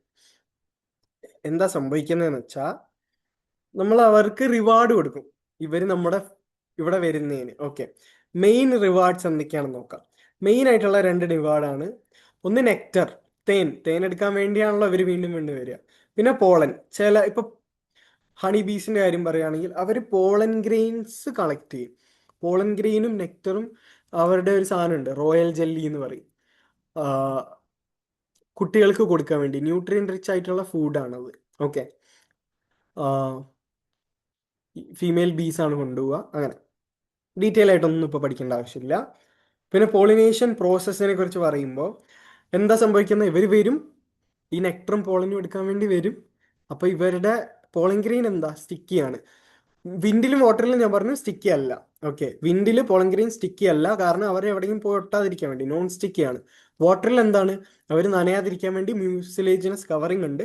ഇനി ഇവരുടെ കാര്യം പറയുമ്പോൾ ഇൻസെക്റ്റിലാണ് ഇവർ സ്റ്റിക്കി. കാരണം ഇൻസെക്റ്റ് പ്ലാന്റിൽ വരുമ്പോൾ ആ ഇൻസെക്റ്റിന്റെ ബോഡിയിൽ ഇവർക്ക് എന്ത് ചെയ്തിരിക്കണം, സ്റ്റിക്ക് ചെയ്തിരിക്കണം, ഒട്ടിപ്പിടിച്ചിരിക്കണം. അതിന് വേണ്ടിയിട്ടാണ് ഇവർ സ്റ്റിക്കി ആയിട്ടിരിക്കുക. ഓക്കെ, അപ്പൊ എന്താ സംഭവിക്കും, ആ ഒട്ടിപ്പിടിക്കും. ഇവർ അടുത്ത ഇവർ ഒരു പ്ലാന്റ് മാത്രമല്ല തേൻ കുടിക്കാൻ വരിക, പല പല ഫ്ലവറിൽ പോവും. അപ്പോൾ അവിടെ എല്ലാം പോയിരിക്കുമ്പോൾ ഇത് അവിടെ ഇവിടെയൊക്കെ ചെന്ന് വീണ് സ്റ്റിക്ക് മേലൊക്കെ ലാൻഡ് ചെയ്ത് അങ്ങനെയാണ് പോളിനേഷൻ നടക്കുക. അതാണ് ഇൻസെക്ട് പോളിനേഷന്റെ പ്രത്യേകത എന്ന് പറയുന്നത്. അപ്പോൾ നമുക്ക് ഉറപ്പാണ് ഇത് ഒരു ചെടി ഒരു പൂവിൽ നിന്ന് വേറെ പൂവിലോട്ടേ പോകും. കാരണം ഇതിന്റെ ഫുഡും ഇതിന് റിവാർഡ് കൊടുക്കുന്നതെല്ലാം പൂവാണ്. അതുകൊണ്ടാണ് ഞാൻ പറഞ്ഞത് ഇൻസെക്ട് പോളിനേഷൻ സൂഫിലി എന്ന് പറഞ്ഞാൽ ഒരു പ്രീമിയം പാക്കേജിംഗ് ആണ്. ഈ ആമസോൺ, നമ്മളിപ്പോൾ ഞാൻ ഡൽഹിയിലാണ്, അപ്പം ഊബർ പാക്കേജിംഗ് ഒക്കെ ഉണ്ടല്ലോ കേരളത്തിൽ.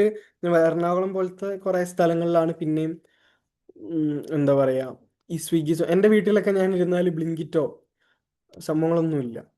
ഞാൻ ഡൽഹി പോകുമ്പോഴാണ് എനിക്ക് എന്താ ഉള്ളത്, ബ്ലിങ്കിറ്റ് 5 മിനിറ്റിൽ ഡെലിവറി ഫ്ലിപ്കാർട്ടിൽ കിട്ടുന്നത്, 5 മിനിറ്റ് ഡെലിവറി കിട്ടുന്നത്. ഇപ്പൊ ഇവിടെ ഇരുന്നാൽ എനിക്കൊന്നും കിട്ടില്ല, 10-15 ദിവസം എടുക്കും. ഓക്കെ, അപ്പൊ നിങ്ങൾ പറയാം എൻ്റെ വീട് ഏതാ പട്ടിക്കാട്ടിലാണ്, ഞാൻ കേരളം കണ്ടിട്ടില്ലാത്തതുകൊണ്ടാണ്, ചിലപ്പോൾ ആയിരിക്കും. ആ, ഇനി നമ്മൾ സ്പെഷ്യലൈസ്ഡ് പോളിനേഷൻ റിലേഷൻഷിപ്സ് ആണ് നോക്കാൻ പോകുന്നത്. ഓക്കെ, ഞാൻ പറഞ്ഞില്ലേ ചിലരില്ലാതെ ജീവിക്കാൻ പറ്റില്ല. 2 എക്സാമ്പിൾസ് ആണ്. ഈ എക്സാമ്പിൾസിന്റെ പ്രത്യേകത എന്ന് വെച്ചാൽ എക്സാമിന് ചോദിക്കാൻ വളരെ ചാൻസ് ഉണ്ട്. Okay, Amorphophallus. ഓക്കെ, ഇതൊരു വലിയ ഫ്ലവർ ആണ്.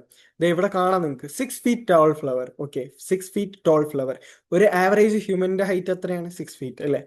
അത്രയും ടോൾ ആയിട്ടുള്ള ഫ്ലവർ വരെ ഉണ്ട്. ലാർജസ്റ്റ് ഫ്ലവർ ആണ് എന്തോ ആണ്. അപ്പൊ ആ ഒരു ഫ്ലവറിൽ എന്താന്ന് വെച്ചാൽ ഇവർ പല പല ഇൻസെക്റ്റിന് സേഫ് ആയിട്ട് എഗ്ഗ് ലേ ചെയ്യാനുള്ള സ്പേസ് കൊടുക്കും. ഓക്കെ, ഹെമോർഫോഫാലസിന്റെ ഫ്ലവർ എന്ത് ചെയ്യും, കുറേ ഇൻസെക്ട്സിന് സേഫ് ആയിട്ട് എഗ്ഗ് ലേ ചെയ്യാനുള്ള സ്പേസ് കൊടുക്കും. അപ്പോൾ അവർക്കും ഗുണമായി, ഇവർ എഗ്ഗ് ലേ ചെയ്യാൻ വരുമ്പോൾ പോളിനേഷൻ അതിന്റെ കൂടെ നടന്ന് പൊയ്ക്കോളും. അതുപോലെയാണ് യൂക്ക ആൻഡ് യൂക്കാമൂത്ത്. വളരെ ഇമ്പോർട്ടൻ്റ് ആയിട്ടുള്ള, വളരെ വളരെ വളരെ ഇമ്പോർട്ടൻ്റ് ആയിട്ടുള്ള ഒരു എക്സാമ്പിളാണ്. കുറേ എക്സാമ്പിളിന് ഞാൻ കണ്ടിട്ടുള്ള ഒരു എക്സാമ്പിളാണ്. ഇവരൊരു ഒബ്ലിഗേറ്റ് മ്യൂച്വലിസം ആണ്. എന്താണ് ഒബ്ലിഗേറ്റ് മ്യൂച്വലിസം? അതായത് യൂക്ക ഇല്ലാതെ യൂക്ക മൂത്തിനും, യൂക്ക പ്ലാന്റ് ഇല്ലാതെ യൂക്ക മൂത്തിനും ജീവിക്കാൻ പറ്റില്ല, യൂക്ക മൂത്ത് ഇല്ലാതെ യൂക്കയ്ക്കും ജീവിക്കാൻ പറ്റില്ല. പ്രേമിക്കുമ്പോൾ അല്ലേ? എന്താ കാരണം? യൂക്ക പ്ലാന്റിന്റെ ഓവറി. ഓക്കെ, യൂക്ക പ്ലാന്റിന് എന്തുണ്ട്, ഫ്ലവർ ഉണ്ട്. ഫ്ലവറിന്റെ ഫീമെയിൽ പാർട്ട് ഗൈനീഷ്യം. ഗൈനീഷ്യത്തിനകത്ത് ഓവറി ഉണ്ട്. ഓവറിക്കകത്ത് നമ്മൾ എന്താ പറഞ്ഞ ക്യാവിറ്റി, ഒവേറിയൻ ക്യാവിറ്റി, ലൊക്യൂൾ. അതിനകത്താണ് പിന്നെ പ്ലസന്റയും ഒവ്യൂളും ഒക്കെ വരുന്നത്. അപ്പോൾ ആ ഒവേറിയൻ ക്യാവിറ്റിക്കകത്താണ് നമ്മുടെ ആര് മുട്ടയിടുന്നത്. അവിടെ മാത്രമേ ആർക്ക് മുട്ടയിടാൻ പറ്റൂ. അവിടെ മാത്രമല്ല, അവർക്ക് വേറെ സ്ഥലത്ത് മുട്ടയിടാൻ പറ്റുമായിരുന്നു, പക്ഷെ ഇപ്പൊ അവരെന്തായി, അഡാപ്റ്റഡ് ആയിപ്പോയി. യൂക്ക പ്ലാന്റിന്റെ ഒവേറിയൻ ക്യാവിറ്റിയിലാണ് ഈ യൂക്കാമോത്ത് പോയി മുട്ടയിടുക. ഓക്കെ, അപ്പൊ ഈ യൂക്കാമോത്തിന്റെ മക്കൾ വളരുന്നതിന്റെ കൂടെ യൂക്ക പ്ലാന്റിന്റെ ഓവറിയും വളരും. അങ്ങനെ അത് എന്താണ് ആ ഇത് ഫ്രൂട്ടായിട്ട് ഡെവലപ്പ്, ഓവറി ഫ്രൂട്ടായിട്ട് ഡെവലപ്പ് ചെയ്യും. അത് നമ്മൾ പിന്നെ പഠിക്കും, ഡബിൾ ഫെർട്ടിലൈസേഷൻ കഴിഞ്ഞ് പോസ്റ്റ് ഫെർട്ടിലൈസേഷൻ ഇവൻറ്റ്സ്. അപ്പോൾ ഇത് ഡെവലപ്പ് ആയി കഴിയുമ്പോഴാണ് നമ്മളുടെ യൂക്കാമോത്തിന്റെ കുഞ്ഞുങ്ങൾ അതിൽ നിന്ന് വിരിഞ്ഞ് പുറത്തേക്ക് പോവുക. അപ്പം യൂക്കാമോത്തിന്റെ ഗുണമുണ്ട്, മുട്ടയിടാൻ കുഞ്ഞുങ്ങളെ വളർത്താൻ സ്ഥലം കിട്ടി. യൂക്ക പ്ലാന്റിന്റെ ഗുണം എന്താ, മുട്ടയിടാൻ യൂക്കാമോത്ത് വരുമ്പോൾ പിന്നെ അവർ പുറത്തോട്ടൊക്കെ ഇറങ്ങി പോകുമ്പോൾ എന്താണ്, പോളിനേഷനും സംഭവിക്കും. ഓക്കെ, അതാണ് ഈ പോളൻ റിലേഷൻഷിപ്പ് എന്ന് പറയുന്നത്. ഇനി വേറൊരു സാധനമുണ്ട്, എനിക്ക് തോന്നുന്നു നിങ്ങളുടെ ടെക്സ്റ്റിൽ ഇപ്പം എനിക്ക് കാണാനില്ല, ഡിലീറ്റഡ് ആണോ ഇനി വേറെ ചാപ്റ്റർ ആണോ എന്ന് എനിക്ക് ഓർമ്മയില്ല. സെക്ഷുവൽ ഡിസീറ്റ് എന്ന് കേട്ടിട്ടുണ്ടോ? സെക്ഷുവൽ ഡിസീറ്റ് എന്ന് വെച്ചാൽ ചതി എന്നാണ് അർത്ഥം. ഓക്കെ, സെക്ഷുവൽ ഡിസീറ്റ്, ചതി. എന്താ സെക്ഷുവൽ ചതി? കേസ് കൊടുക്കാനുള്ള എന്തെങ്കിലും സാധനമാണോ, കോൾ ഔട്ട് കൊടുക്കാനുള്ള സാധനമാണോ? സോറി, എന്തൊക്കെയാണ് ഞാൻ ചെയ്യുന്നത്? ഡിസീറ്റ്, സെക്ഷുവൽ ചതി. എന്താണ് സെക്ഷുവൽ ചതി? അതറിയാൻ ഈ ലിങ്കിൽ ക്ലിക്ക് ചെയ്യുക. ഓക്കെ, എന്താന്ന് വെച്ചാൽ ഒന്നുമില്ല, ചില ഓർക്കിഡുകളാണ് ഇത് ചെയ്യാന്ന് തോന്നുന്നു. കുറേ പ്ലാന്റ്സ് ചെയ്യും. ഒരു പ്ലാന്റിന്റെ പേരുണ്ടായിരുന്നു. അവരെന്ത് ചെയ്യുമെന്ന് വെച്ചാൽ അവരുടെ ഫ്ലവറിനെ ഉണ്ടാക്കുമ്പോൾ ഫീ ഫീമെയിൽ ആയിട്ടുള്ള ഒരു ഇൻസെക്റ്റിൻ്റെ അല്ല, പല പല ഇൻസെക്റ്റിൻ്റെ ഷേപ്പിൽ അതുപോലെ ഇരിക്കുന്ന ഫീമെയിൽ, അതായത് ഇപ്പം വണ്ട്, ബീറ്റിൽസിൻ്റെ, ആൻസിൻ്റെ, വാസ്പിൻ്റെ ഒക്കെ ഫീമെയിൽ എങ്ങനെയാണോ കാണാനിരിക്കുക അതുപോലെ ഫ്ലവർ ഉണ്ടാക്കി വയ്ക്കും. അപ്പം എന്ത് ചെയ്യുന്ന വെച്ചാൽ ഈ പോളിനേഷൻ ചെയ്യാൻ വരുന്ന കള്ളന്മാരുണ്ടല്ലോ, വണ്ടുകൾ, ഇവന്മാർ വന്നിട്ട് എന്ത് ചെയ്യും? പറയാൻ പാടില്ല, നമ്മുടെ എസ് വേർഡ് ഇല്ലേ, എസ് വേർഡ് പറയാൻ പാടില്ലാത്ത അത് ചെയ്യും. അതായത് കോപ്പുലേഷൻ ചെയ്യും. ഓക്കെ, റീപ്രൊഡക്ഷന് വേണ്ടി നമ്മൾ എന്താ ചെയ്യുന്നത്? കോപ്പുലേഷൻ ചെയ്ത് കളയും. കണ്ടോ ദുഷ്ടന്മാര്. അപ്പൊ ഉമ്മാര് കൺസെന്റ് ഇല്ലാതെയാണല്ലേ. അപ്പം ചതി, എന്താ, അതൊക്കെ വിടും, കൂടുതൽ കോൺട്രവേഴ്ഷ്യൽ ആവുന്നില്ല. കോപ്പുലേഷൻ ചെയ്യും. ഇതുവരെ അട്രാക്ട് ചെയ്യാൻ വേണ്ടിയിട്ട് അതേ ഫീമെയിൽ, ആ ഫ്ലവേഴ്സ് തന്നെ അതിൽ ഫെറമോൺസ് ഉണ്ട് ഈ ഫീമെയിലിൻ്റെ. അപ്പം ഇവരെ ചതിക്കും. ഓക്കെ, ചതിക്കും. വേറൊരാളായിട്ട് പ്രിറ്റൻഡ് ചെയ്ത് അതിൻ്റെ ഫെറമോൺസിനെ ഇത് ചെയ്തിട്ട് ചതിക്കും. പാവങ്ങൾ അല്ലേ. ചതിക്കുമ്പോൾ എന്താ സംഭവിക്കുന്നതെന്ന് അറിയോ? ഇവന്മാർ കോപ്പുലേഷൻ ചെയ്യുന്ന സമയത്ത് ഇവന്മാരുടെ ദേഹത്ത് ഉള്ള പോളൻ ഗ്രെയിൻസ് എല്ലാം ആ നമ്മുടെ ഫ്ലവറിന് പോളൻ ഗ്രെയിൻസ് പറ്റുകയും ചെയ്യും. വേറെ ഫ്ലവറിൽ പോകുമ്പോൾ അവിടുന്ന് കിട്ടുകയും ചെയ്യും. ഇവന് പിന്നെ കോപ്പുലേഷൻ നടന്നു, അത്രേ ഉള്ളൂ.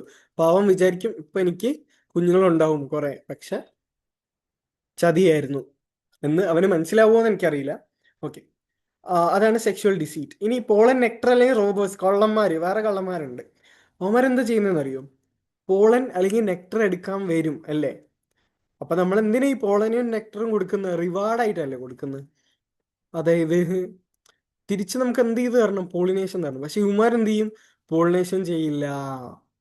അറിഞ്ഞോ അറിയാതെയോ പോളിനേഷൻ ചെയ്യില്ല. അത് കട്ടുകൊണ്ട് പോകും, പോളനും നെക്ടറും. അതാണ് നമ്മളുടെ എന്ത്? അതാണ് നമ്മളുടെ എന്ത്? പോളൻ അല്ലെങ്കിൽ നെക്ടർ റോബേഴ്സ് എന്ന് പറഞ്ഞ ഇവരാണ് മോഷ്ടിച്ചുകൊണ്ട് പോകുന്ന ആൾക്കാർ. ഓക്കെ, അതും കഴിഞ്ഞു. അപ്പൊ പോളിനേഷന്റെ എല്ലാ ടൈപ്പും, അനിമോഫിലി, ഹൈഡ്രോഫിലി ആൻഡ് സൂഫിലി കഴിഞ്ഞു. ഇനിയാണ് നമുക്ക് എന്തുള്ളത്? അടുത്ത ടോപ്പിക്കാണ് out breeding devices. Out breeding devices എന്ന് വെച്ചാൽ ഒന്നുമില്ല, വളരെ സിമ്പിളാണ്. ഇപ്പൊ തീർത്തുതരാം. ഒരു പ്രശ്നമുണ്ട്, അതിന് കുറച്ച് സൊല്യൂഷൻ വേണം. ഓക്കെ, അത്രേ ഉള്ളൂ ഔട്ട് ബ്രീഡിങ് ഡിവൈസസ്. എന്താന്ന് വെച്ചാൽ പ്രശ്നം എന്താന്ന് വെച്ചാൽ ഇത്രേ ഉള്ളൂ. ഞാൻ നേരത്തെ പറഞ്ഞിട്ടുണ്ടായിരുന്നു, ഒരേ പ്ലാന്റ് തന്നെ വീണ്ടും വീണ്ടും വീണ്ടും റീപ്രൊഡ്യൂസ് ചെയ്ത് എന്ത് പറ്റും? ഇൻബ്രീഡിങ് ഡിപ്രഷൻ വരും അല്ലേ. അതിൻ്റെ ഡിഫക്റ്റുകളെല്ലാം ഇങ്ങനെ ഒരുപാട് എടുത്ത് നിൽക്കും, ഒരേപോലെ നിൽക്കും, എല്ലാവരും സെയിം ആയിരിക്കും. അപ്പം വേരിയേഷൻസ് വരില്ല. അതൊക്കെയാണ് അവിടുത്തെ പ്രശ്നം. അവിടുത്തെ പ്രശ്നം എന്താണെന്ന് വെച്ചാൽ മോസ്റ്റ് ഓഫ് ദ പ്ലാന്റ്സ് നമുക്കറിയാം, ദേ ആർ, അതിനെന്താ വാക്ക് പറയുന്നത്? മറന്നുപോയല്ലോ. അയ്യോ, സോറി, ഹെർമഫ്രോഡൈറ്റ്. ഇതൊക്കെ ഞാൻ ഒരിക്കലും മറക്കാത്ത സാധനമാണ്. നമ്മുടെ എർത്ത് വൂമിനെ കുറിച്ചൊക്കെ പഠിക്കുമ്പോൾ എനിക്ക് തെറ്റി കേട്ടോ, എനിക്ക് തെറ്റി. ഹെർമോഫ്രോഡൈറ്റ് തെറ്റിയില്ല, മറന്നു പോയതേ ഉള്ളൂ. ഹെർമോഫ്രോഡൈറ്റ് ആണ് നമ്മുടെ കൂടുതൽ പ്ലാന്റ്സ്. ഹെർമോഫ്രോഡൈറ്റ് എന്ന് വെച്ചാൽ എന്താ? അവർക്ക് രണ്ട് സെക്സ് ഉണ്ട്. അതായത് എന്താ? മെയിലും കാണും ഒരു ഫ്ലവറിൽ തന്നെ, ഫീമെയിലും കാണും. ഇപ്പോൾ എർത്ത് വോമിന്റെ കാര്യം പറയുകയാണെങ്കിൽ, എർത്ത് വോംസ് ആർ ഹെർമോഫ്രോഡൈറ്റ് എന്ന് വെച്ചാൽ എന്താ? അവർക്ക് മെയിൽ ഓർഗൻസ് ഉണ്ട്, ഫീമെയിൽ ഓർഗൻസ് ഉണ്ട്. ഓക്കെ, അപ്പോൾ ഹെർമോഫ്രോഡൈറ്റ് എന്നുള്ള പ്രോബ്ലത്തിന്റെ ഒരു സൊല്യൂഷൻ ആണെന്ത്?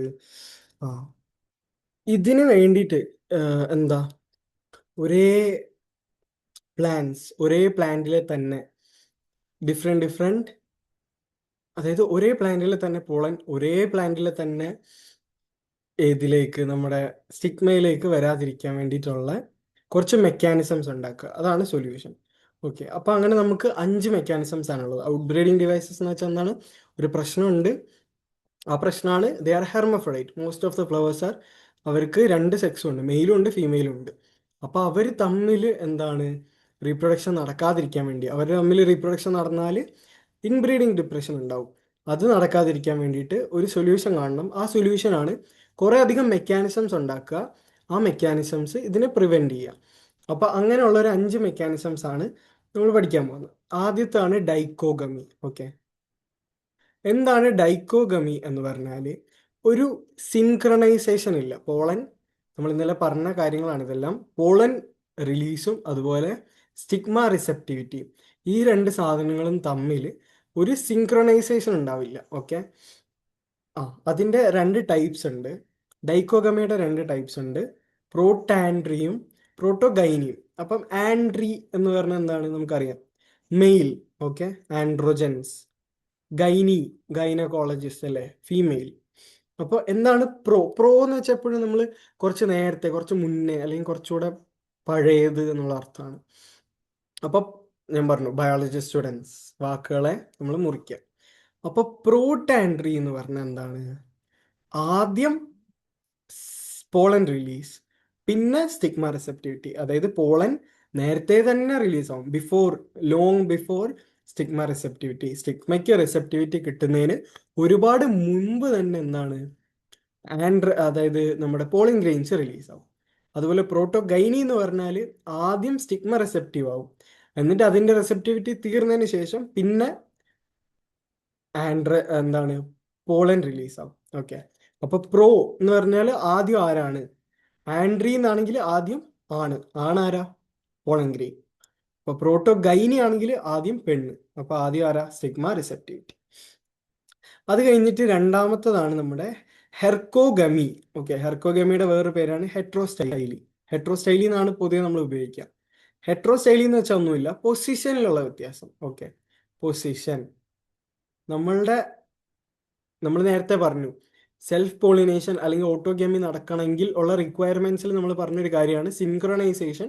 ഒന്ന്, അതിനെയാണ് ഇപ്പൊ നമ്മൾ തടഞ്ഞത് ഡൈക്കോഗമി വെച്ചിട്ട്, രണ്ടും രണ്ട് സമയത്താക്കുക. രണ്ടാമത്തതാണ് ക്ലോസ് പ്രോക്സിമിറ്റിയിൽ ഉണ്ടെങ്കിൽ മാത്രമേ, ഒരു ആന്തറും ഒരു സ്റ്റിഗ്മയും ക്ലോസ് പ്രോക്സിമിറ്റിയിൽ ഉണ്ടെങ്കിൽ മാത്രം, അടുത്തടുത്തിരിക്കുകയാണെങ്കിൽ മാത്രമേ എന്ത് നടക്കൂ, ഓട്ടോഗമി നടക്കും, സെൽഫ് പോളിനേഷൻ നടക്കും. അത് തടയാൻ വേണ്ടി നമ്മൾ എന്ത് ചെയ്യും, ഹെട്രോസ്റ്റൈലി, അവരുടെ പൊസിഷൻ മാറ്റും. ഓക്കെ, അവർ രണ്ടുപേരും രണ്ട് ഡിഫറെന്റ് പൊസിഷനിൽ നിൽക്കുകയെന്ന് ഉറപ്പുവരുത്തും. ഓക്കെ, ഒന്നെങ്കിൽ ആന്തർ താഴെ, സ്റ്റിഗ്മ മുകളിൽ, അങ്ങനെ പൊസിഷൻ മാറ്റും. മൂന്നാമത്താണ് സെൽഫ് ഇൻകോമ്പാറ്റിബിലിറ്റി. പേര് കേൾക്കുന്ന പോലെ തന്നെ എന്താണ്, സെൽഫ് ഇൻകോമ്പാറ്റിബിലിറ്റി. സ്വന്തം പോളനാണ് വരുന്നതെന്ന് മനസ്സിലാക്കിയാൽ നമ്മൾ എന്ത് ചെയ്യും, അതിനെ അങ്ങ് തടഞ്ഞേക്കും. ഒരു ജനറ്റിക് മെക്കാനിസം ആണ്. എൻ്റെ ജനറ്റിക് മെറ്റീരിയൽ ഇപ്പം എൻ്റെ അടുത്തോട്ടാണ് പോളം വരുന്നത്, ഞാനാണ് സ്റ്റിഗ്മ, എൻ്റെ അടുത്ത് പോളം വന്നു, ഞാൻ പോളനെ നോക്കി, ഞങ്ങളുടെ രണ്ടുപേരുടെ ജനറ്റിക് മെറ്റീരിയൽ സെയിം ആണെങ്കിൽ എന്ത് ചെയ്യും, ഞാൻ അതിനെ പ്രിവെന്റ് ചെയ്യും. പ്രിവെൻസ് എന്താണ്, ഒന്നെങ്കിൽ പോളൻ ജെർമിനേഷൻ പ്രിവെന്റ് ചെയ്യും, പോളൻ അവിടെ നിന്ന് ജെർമിനേറ്റ് ചെയ്യുന്നതിനെ തടയും. അല്ലെങ്കിൽ ഇനി ജെർമിനേറ്റ് ചെയ്താൽ തന്നെ അത് എൻ്റെ ദേഹത്തൂടെ കയറിയിട്ട് വേണ്ടേ ഓവറിയിൽ പോവാൻ, അപ്പം ഞാൻ സമ്മതിക്കണ്ടേ, എൻ്റെ അനുവാദം വേണ്ടേ, ഞാൻ അനുവാദം കൊടുക്കില്ല. I block the pollen tube growth, പിസ്റ്റിലുള്ള പോളൻ ട്യൂബ് ഗ്രോത്ത് ഞാൻ അങ്ങ് കളയും. അപ്പം എന്താണ്, ഓവറി വരെ എത്താൻ സമ്മതിക്കില്ല. അതാണ് സെൽഫ് ഇൻകോമ്പാറ്റിബിലിറ്റി, മൂന്നാമത്തത്. ഓക്കെ, ഇനി നാലാമത്തത് യൂണിസെക്ഷുവൽ ഫ്ലവേഴ്സ്.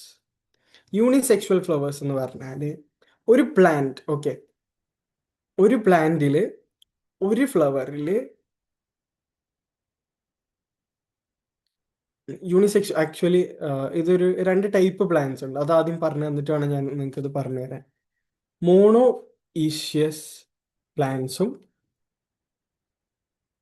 ഡയോ ഈഷ്യസ് പ്ലാന്റ്സും ഉണ്ട്. ഓക്കെ, മോണോ ഒന്ന്, ഡൈ രണ്ട്. ഇപ്പോൾ മോണോ ഈഷ്യസ് പ്ലാന്റ്സ് എന്ന് വെച്ചാൽ ആ പ്ലാന്റിൽ തന്നെ ഒരൊറ്റ സോറി, ഡയോ ഈഷ്യസ് പ്ലാന്റ്സ് എന്ന് പറഞ്ഞാൽ രണ്ട് ഡിഫറെന്റ് പ്ലാന്റിൽ, അതായത് നമ്മൾ ഇന്നലെ റംബൂട്ടാന്റെ കാര്യം പറഞ്ഞല്ലേ, ആണാണ് പെണ്ണാണെന്ന് പറയും. അപ്പോൾ ഒരു പ്ലാന്റ് ആണായിരിക്കും, ഒരു പ്ലാന്റ് പെണ്ണായിരിക്കും, രണ്ടും രണ്ടായിരിക്കും. അപ്പൊ രണ്ടു പ്രാവശ്യം രണ്ട് വരുന്നതുകൊണ്ട് അതിന് നമ്മൾ ഡൈഷ്യസ് അങ്ങനെ ഓർത്തിരുന്നാൽ മതി. കാരണം അത് ഭയങ്കര കൺഫ്യൂസിങ് ആണ്. കാരണം ഡൈഷ്യസ് എന്ന് കേൾക്കുമ്പോൾ നമ്മൾ വിചാരിക്കും ഒരേ പ്ലാന്റിൽ തന്നെ രണ്ടും ഉള്ളതാണെന്ന്. അങ്ങനല്ല, രണ്ടും രണ്ട് പ്ലാന്റിലായിരിക്കും. അപ്പൊ രണ്ട് പ്രാവശ്യം രണ്ട് വരുന്നതുകൊണ്ട് ഡൈഷ്യസ് പ്ലാന്റ്. ഓക്കെ, പക്ഷെ മോണോയിഷ്യസ് പ്ലാന്റ് എന്ന് വെച്ചാൽ ഒരു പ്ലാന്റിൽ തന്നെ രണ്ടെണ്ണം കാണും. ഓക്കെ, ഒരു പ്ലാന്റിൽ തന്നെ രണ്ടെണ്ണം കാണും, അതുകൊണ്ടാണ് മോണോയിഷ്യസ് എന്ന് പറയുന്നത്. അപ്പോൾ ഒരു പ്ലാന്റിൽ തന്നെ രണ്ടെണ്ണം ഉണ്ടെങ്കിൽ അതിൽ നമ്മൾ, ഓക്കെ, മെജോറിറ്റി ഓഫ് പ്ലാന്റ്സും അങ്ങനെ ആയിരിക്കുമല്ലോ, മോണോയിഷ്യസ് പ്ലാന്റ്സ്. അപ്പോൾ നമ്മൾ എന്ത് ചെയ്യും, അതിൽ യൂണിസെക്ഷൽ ഫ്ലവേഴ്സ് ഉണ്ടാക്കും. അതായത് ഒരു പ്ലാന്റിൽ രണ്ടെണ്ണം ഉണ്ടെങ്കിലും ഒരു ഫ്ലവറിൽ തന്നെ മാക്സിമം രണ്ടെണ്ണം വെക്കാതെ രണ്ടും ഡിഫറെന്റ് ഫ്ലവേഴ്സിലാക്കും. അതായത് നമ്മൾ ഗീറ്റോണാക്കേമി കണ്ട പോലെ ഒരു പ്ലാന്റ് അതിൽ ഒരു ഫ്ലവർ എന്തായിരിക്കും, മെയിലായിരിക്കും, വേറൊരു ഫ്ലവർ എന്തായിരിക്കും, ഫീമെയിൽ ആയിരിക്കും. രണ്ടും കൂടെ ആവില്ല. ഓക്കെ, രണ്ടും കൂടെ ആവുന്നതാണ് ഇത്. അതാവില്ല. മാക്സിമം ഇങ്ങനെ ആക്കാൻ നോക്കും. അപ്പോൾ കുറച്ചുകൂടെ നമുക്ക് സെൽഫ് പോളിനേഷൻ തടയാൻ പറ്റും. അതുപോലെ അതാണ് മോണോയിഷ്യസ് പ്ലാന്റ്. ഇനി ഡൈയിഷ്യസ് പ്ലാന്റ് എന്ന് വെച്ചാൽ എന്താണ്? ഒരു പ്ലാന്റ് ഫുള്ള് മെയിലായിരിക്കും, പിന്നെ ഒരു പ്ലാന്റ് ഫുള്ള് ഫീമെയിൽ മാത്രമായിരിക്കും. അതാണ് ഡൈയിഷ്യസ് പ്ലാന്റ്. അപ്പം യൂണിസെക്ഷൽ ഫ്ലവേഴ്സ് അതാണ് നാലാമത്തെ. അഞ്ചാമത്താണ് ഡൈയിഷ്യസ് പ്ലാന്റ്. അത് ഞാൻ നേരത്തെ അങ്ങ് പറഞ്ഞു വെച്ചേ ഉള്ളൂ. ഫോർ എക്സാമ്പിൾ പപ്പായയിൽ ചില പ്ലാന്റ്സ് മെയിലായിരിക്കും, ചില പ്ലാന്റ്സ് ഫീമെയിൽ ആയിരിക്കും. അപ്പൊ അതുകൊണ്ടാണ് മെയിൽ പ്ലാന്റ്സിൽ എന്താണ് ഫ്രൂട്ട്സ് ഉണ്ടാവില്ല. ഓക്കെ, പപ്പായ വെറുതെ, അപ്പൊ നമ്മൾ പറയും ആണാണ്. പെണ്ണാണെങ്കിൽ അവിടെ മാത്രമേ ഫ്രൂട്ട്സ് ഉണ്ടാവൂ. ഓക്കെ, ഇപ്പോൾ അങ്ങനെ. അപ്പൊ male and female flowers different പ്ലാന്റ്സിലായിരിക്കും. അപ്പൊ ഓട്ടോഗാമിയും പ്രിവെന്റ് ചെയ്യും, ഗീറ്റോണഗാമിയും പ്രിവെന്റ് ചെയ്യും. ജനറ്റിക് നമ്മൾ പറഞ്ഞു ഗീറ്റോണഗാമീസ് ഫങ്ഷണലി സെൽഫ് പോളിനേഷൻ ആണെങ്കിലും genetically it is cross pollination. അപ്പൊ സോറി, ഫങ്ഷണലി ക്രോസ് പോളിനേഷൻ ആണെങ്കിലും ജനറ്റിക്കലി സെൽഫ് പോളിനേഷൻ. അപ്പൊ ആ രീതിയിലും നമുക്ക് സെൽഫ് പോളിനേഷനെ പ്രിവെന്റ് ചെയ്യാൻ പറ്റും ഡൈഷ്യസ് പ്ലാന്റ്സ് ഉണ്ടാക്കുകയാണെങ്കിൽ. അപ്പൊ ഇതാണ് കുറെ പ്ലാന്റ്സ് ചെയ്യുന്ന മെക്കാനിസംസ്. അപ്പൊ ഇതിനാണ് ഔട്ട് ബ്രീഡിങ് ഡിവൈസസ് എന്ന് പറയാം. ഔട്ട് ബ്രീഡിങ് എന്ന് വെച്ചാൽ എന്താ? കുഞ്ഞുങ്ങളെ ഉണ്ടാക്കുക അല്ലെ, ബ്രീഡ് ചെയ്യാന്ന് പറയും. ഔട്ട് ബ്രീഡിങ് സ്വന്തം പ്ലാന്റിൽ നിന്ന് മാറി പുറത്ത് പോയിട്ട് ബ്രീഡ് ചെയ്യാൻ പറയാം. അതാണ് ഔട്ട് ബ്രീഡ്. അപ്പൊ കേൾക്കുമ്പോൾ ഓർത്തിരിക്കാം, ഔട്ട് ബ്രീഡിങ്, പുറത്ത് പോയിട്ട് ബ്രീഡ് ചെയ്യുക. സെൽഫ് പോളിനേഷൻ ഇവിടെ നടക്കില്ല. പുറത്ത് പോയിട്ട് ക്രോസ് പോളിനേഷൻ ചെയ്തോ ഈ വീട്ടിൽ എന്താണ് സെൽഫ് പോളിനേഷൻ നടക്കില്ല. അതാണ് ഔട്ട് ബ്രീഡിങ് ഡിവൈസസ് കൊണ്ട് ഉദ്ദേശിക്കുന്നത്. അപ്പൊ ഔട്ട് ബ്രീഡിങ് ഡിവൈസസ് മനസ്സിലായി എന്ന് വിചാരിക്കുന്നു. 5 ഡൈക്കോഗമി, ഹെട്രോസ്റ്റൈലി, പിന്നെന്താണ് സെൽഫ് ഇൻകോമ്പാറ്റബിലിറ്റി, പിന്നെ unisexual flowers and dioecious plants. അടുത്തതാണ് പോളൻ പെസ്റ്റൽ ഇൻട്രാക്ഷൻ. വളരെ ഇമ്പോർട്ടൻ്റ് ആയിട്ടുള്ള, നമ്മുടെ ഡബിൾ ഫെർട്ടിലൈസേഷൻ പഠിക്കുമ്പോൾ അതിനേക്ക് വേണ്ടി ആവശ്യമുള്ള ഒരു സാധനമാണ് പോളൻ പെസ്റ്റൽ ഇൻട്രാക്ഷൻ. ഇതിനെ ഞാൻ വേറൊരു പേര് വിളിക്കും. എന്താണ്?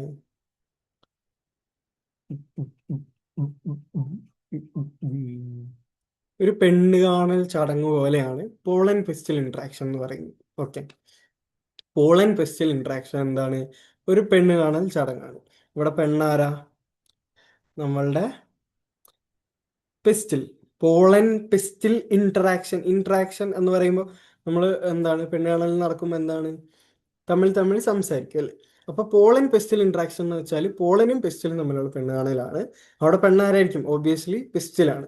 അപ്പൊ പെസ്റ്റിലിനെ കാണാൻ വേണ്ടി ആര് വരും? പോളൻ വരും എവിടെ നിന്നെങ്കിലും. ഓക്കെ, പോളൻ വന്ന്, പോളനെ ഞാൻ കാണാൻ പറ്റാൻ വേണ്ടി അങ്ങനെ വരച്ചു എന്നേ ഉള്ളൂ, അങ്ങനൊന്നും അല്ല പോളൻ. അപ്പോൾ പോളൻ വന്നു. അപ്പോൾ യൂഷ്വൽ ഒരു പെണ്ണുകളിൽ എന്താണ് നടക്കുക? ഇവർ തമ്മിൽ ഇന്ററാക്ട് ചെയ്യും, ഇവർ തമ്മിൽ സംസാരിക്കും. ഓക്കെ, ഒരു ശരിക്കും നടക്കേണ്ട കാര്യം അതാണ്. ആരും എന്നിട്ട് എന്താ സംഭവിക്കുക?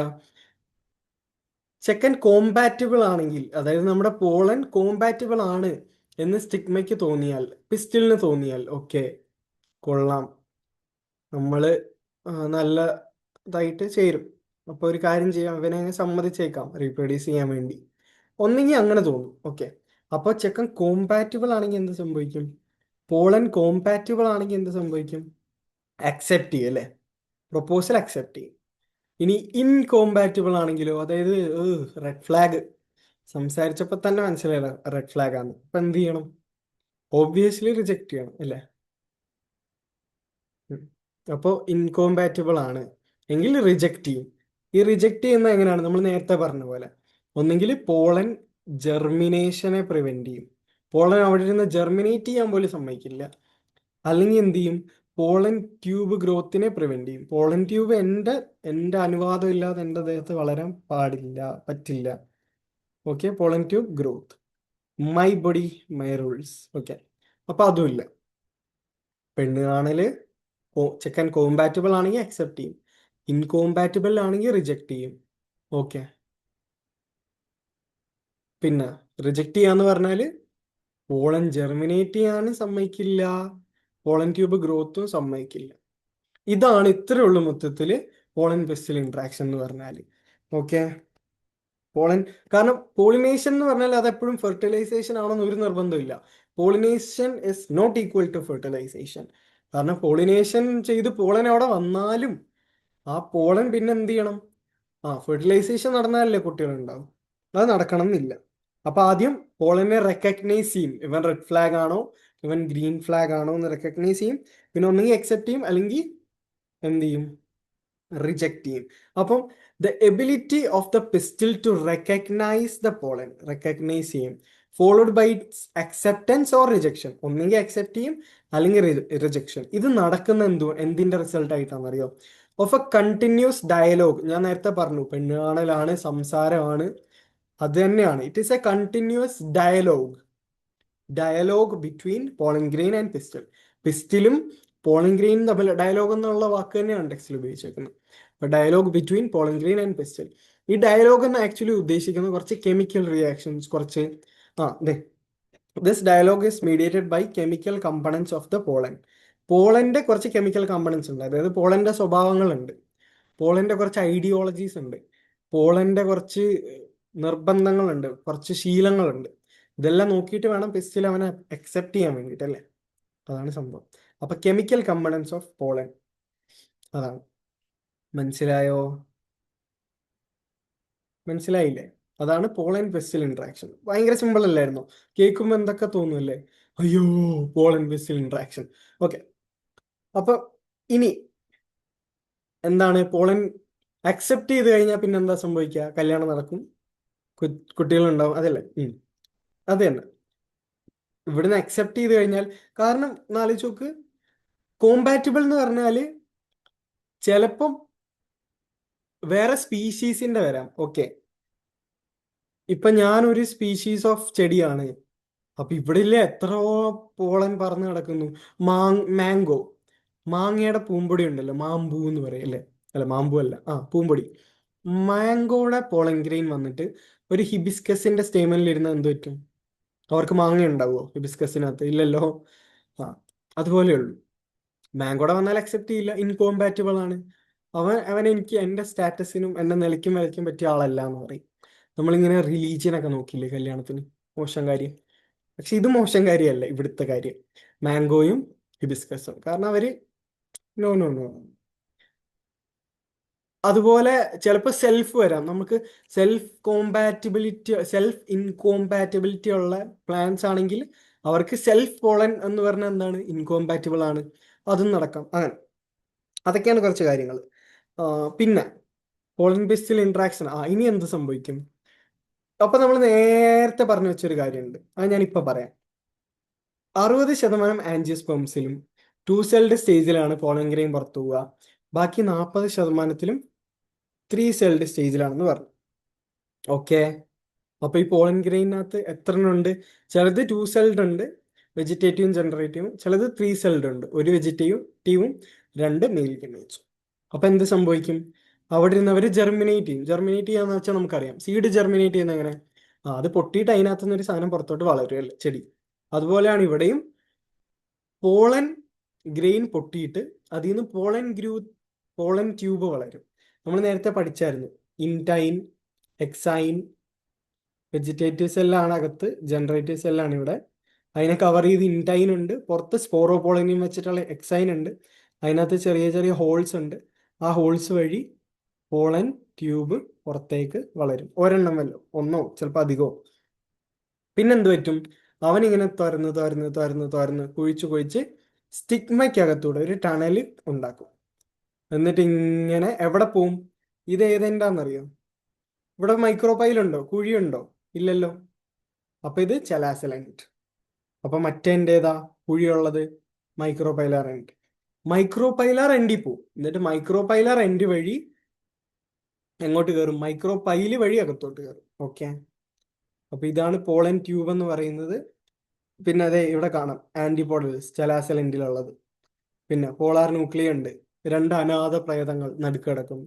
നമ്മൾ ഇന്നലെ അതെല്ലാം പഠിച്ചതാ, അതിനെക്കുറിച്ചൊക്കെ നമ്മളിപ്പോൾ പഠിക്കും. പിന്നെ അവസാനം എഗ് അപ്പാരറ്റസ്. അവിടെ എക്സെൽ ഉണ്ട്, സൈനർജിഡ് ഉണ്ട്. അപ്പൊ ആ എഗ് ഇരിക്കുന്ന സ്ഥലത്തോട്ടാണല്ലോ പോകേണ്ടത്. അതുകൊണ്ടാണ് മൈക്രോപൈലാർ എൻഡ് വഴി പോകുന്നത്. അതിനെക്കുറിച്ച് നമ്മളിപ്പോൾ ഫെർട്ടിലൈസേഷൻ ഡീറ്റെയിൽ ആയിട്ട് പഠിക്കും. ഓക്കെ, ഓക്കെ ആണോ? പോളൻ പെസ്റ്റിൽ ഇന്ററാക്ഷൻ മനസ്സിലായോ? അപ്പൊ ഇത് ഒരു റിയൽ ഇമേജ് ആണ്, ഒരു പോളൻ ട്യൂബ് ജെർമിനേറ്റ് ചെയ്യുന്നതിന്റെ.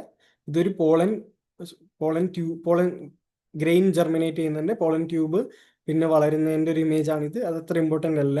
ആ, ഇതെന്താ സംഭവിക്കുന്നതെന്ന് അറിയോ?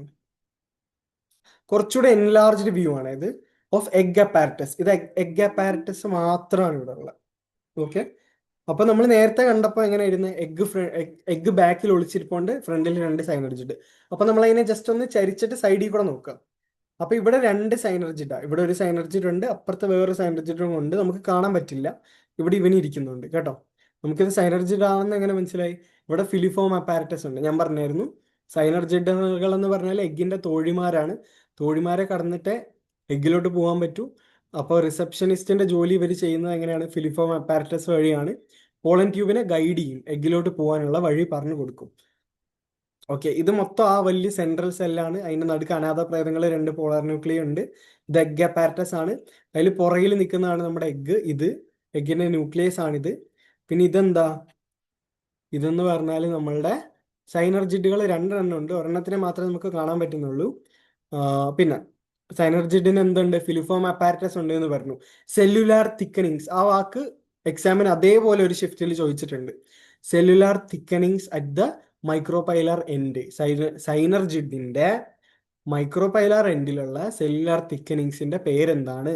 Which helps to guide the egg pollen tube to the egg എന്ന് ചോദിച്ചാൽ ആൻസർ എന്തെഴുതും? ഫിലിഫോം അപ്പാരറ്റസ് എന്ന് എഴുതും. ഓക്കെ, ഇനി നമ്മൾ കണ്ടുകൊണ്ടിരുന്നത് ആ പോളൻ ട്യൂബ് ഇങ്ങനെ വളർന്ന് ഇവിടെ വന്നു. ഇവിടെ വന്നിട്ട് എന്താ സംഭവിക്കുന്നത്? അതാണ് നമ്മളിപ്പോൾ കാണാൻ പോകുന്നത്. അവിടെ വന്നിട്ട് അവനിങ്ങനെ പതുക്കെ നമ്മുടെ ഫിലിഫോം അപ്പാരറ്റസ് വഴി പറഞ്ഞു കൊടുക്കും. തോഴിമാര് വഴി പറഞ്ഞു കൊടുക്കും, അതിനകത്തോട്ട് കയറും. അപ്പൊ ഈ ട്യൂബിനകത്ത് എന്തുണ്ട്? 2 മെയിൽ ഗമേറ്റ് ഉണ്ട്. 2 സെൽഡ് സ്റ്റേജിലാണ് വന്നതെങ്കിൽ ആ പോളൻ ട്യൂബ് ജെർമിനേറ്റ് ചെയ്യുമ്പോഴത്തേക്കും അവന്മാര് ഡിവൈഡ് ചെയ്തിട്ട് 3 സെൽഡ് ആയിക്കോളും. എന്നിട്ട് ആ 2 ജേം സെൽസ് മെയിൽ ഗമേറ്റ്സിനെ അവരെ ട്യൂബ് വഴി ഇങ്ങോട്ട് കൊണ്ടുവിടും. ഇനി അതല്ല, ഓൾറെഡി 3 സെൽഡ് സ്റ്റേജിലാണ് വന്നതെന്നുണ്ടെങ്കിൽ പിന്നെ കുഴപ്പമില്ലല്ലോ. ഓൾറെഡി 2 ഗമേറ്റ് ഉണ്ട്. അപ്പൊ അവന്മാർ ഈ ട്യൂബിൽ കൂടെ ഇങ്ങനെ വന്നോളും. അപ്പൊ ട്യൂബിലൂടെ ഇവന്മാർ ഇവിടെ വരും, ഫിലിഫോം അപ്പാരറ്റസ് വഴി അകത്തോട്ട് കയറി. കണ്ടോ, തുറന്ന് ഇവന്മാരെ കൊണ്ട് ശല്യം. തുറന്ന് അകത്ത് കയറി ഒന്നിനെ എഗ്ഗിലോട്ട് പറഞ്ഞു വിടും. ഇത് 2 മെയിൽ ഗമേറ്റ്സ് ആണ്. മറ്റേനെ എങ്ങോട്ടാ പറഞ്ഞു വിടുന്നത്? അത് സസ്പെൻസാ. അത് നമ്മൾ പറഞ്ഞാലില്ലേ സിനിമ സ്പോയിലർ ആയി പോകും. ഓക്കെ, അപ്പോൾ ഒന്നിനെ എഗ്ഗിലോട്ട് പറഞ്ഞു വിടും, ഒന്ന് അവിടെ ഇരിക്കട്ടെ, ഞാൻ പറഞ്ഞുതരാം. അതിനു മുമ്പ് നമുക്ക് കുറച്ച് ആർട്ടിഫിഷ്യൽ ഹൈബ്രിഡൈസേഷൻ ടെക്നിക്സ്. എന്താടാ വലിയ പേര് പറഞ്ഞ് പേടിപ്പിക്കുന്നതെന്ന് ചോദിക്കേണ്ട. ഇതൊക്കെ വളരെ സിമ്പിൾ ആയിട്ടുള്ള കാര്യങ്ങളാണ്. ഇപ്പൊ തീരും, ഈ ചാപ്റ്ററേ ഇപ്പൊ തീരാൻ പോവാ കുറച്ച് സമയത്തിനുള്ളിൽ. ഹൈബ്രിഡൈസേഷൻ എന്ന് വെച്ചാൽ എന്താണ്? നമ്മൾ ബയോടെക്നോളജിയിലും പഠിക്കും ഹൈബ്രിഡൈസേഷൻ. ഹൈബ്രിഡ് എന്ന് നമ്മൾ കേട്ടിട്ടുണ്ടല്ലേ? എന്താ? ഒരു സ്പീഷീസ് വേറൊരു സ്പീഷീസ് അല്ലെങ്കിൽ 2 വെറൈറ്റി അതിനെ എടുത്തിട്ട് നമ്മൾ ഒരുമിപ്പിക്കുക, കല്യാണം കഴിപ്പിക്കുക. അതിനെയാണ് ഹൈബ്രിഡൈസേഷൻ എന്ന് പറയാം. അവർ തന്നെ തോന്നിയിട്ട് കല്യാണം കഴിക്കുന്നതായിരിക്കില്ല. കൂടുതലും നമ്മൾ എന്താ ചെയ്യുന്നത്? നമ്മൾ അവരെ മാനിപ്പുലേറ്റ് ചെയ്യല്ല. 2 സ്പീഷീസിനെ എടുത്ത് നമ്മൾ തന്നെ അവരെ ഒന്നിപ്പിക്കുന്നു. അതാണ് ഹൈബ്രിഡൈസേഷൻ, ആർട്ടിഫിഷ്യൽ ഹൈബ്രിഡൈസേഷൻ. അതിന്റെ പർപ്പസ് എന്താണ്? 2 ബെറ്റർ വെറൈറ്റീസ് എടുത്തിട്ട് നമ്മൾ അതിനെ ഒന്നിപ്പിക്കുന്നു. ഓക്കെ, അപ്പൊ നമുക്ക് കുറച്ചുകൂടെ ബെറ്റർ വെറൈറ്റി കിട്ടാൻ ഒരു എക്സാമ്പിൾ ഉണ്ടായിരുന്നു. പൊട്ടാറ്റോയും ടൊമാറ്റോയും കൂടെ നമ്മൾ ഒരുമിപ്പിച്ചിട്ട് ഒരു വെറൈറ്റി ഉണ്ടാക്കിയിട്ടുണ്ടായിരുന്നു. പൊമാറ്റോ വെറും ഫെയിലിയർ ആയിരുന്നു. അതുകൊണ്ടാണ് നമുക്ക് പൊമാറ്റോ ഇപ്പൊ കാണാൻ കിട്ടാത്തത്. ഓക്കെ, അതൊക്കെ നമ്മൾ പിന്നെ പഠിക്കും, ബയോടെക്നോളജിയിൽ പഠിക്കും.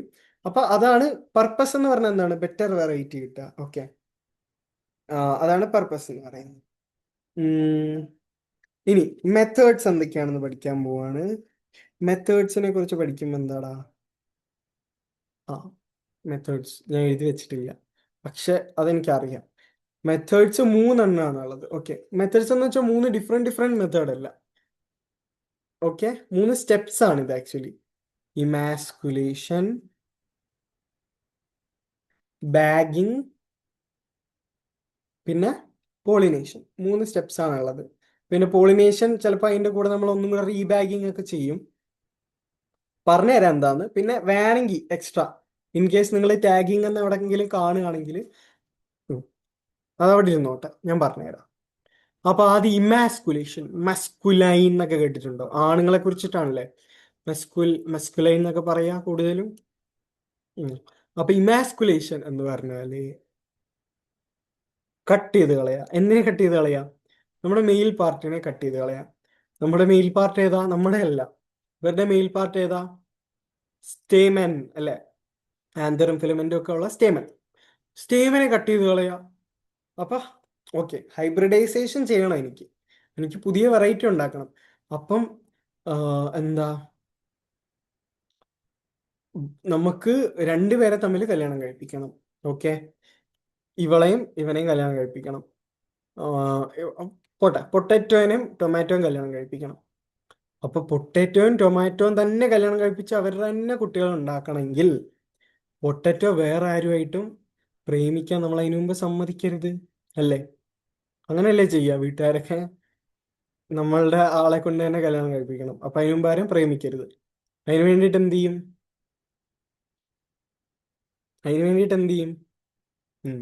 കൂടെ അടുത്ത ഏതെങ്കിലും മെയിൽ ഫ്രണ്ട്സ് ഒക്കെ ഉണ്ടെങ്കിൽ, ഇപ്പൊ ഒരു പെൺകുട്ടിയാണെന്ന് വിചാരിക്കാം, മെയിൽ ഫ്രണ്ട്സ് ഒക്കെ ഉണ്ടെങ്കിൽ നമ്മൾ ആദ്യമേ പറയും.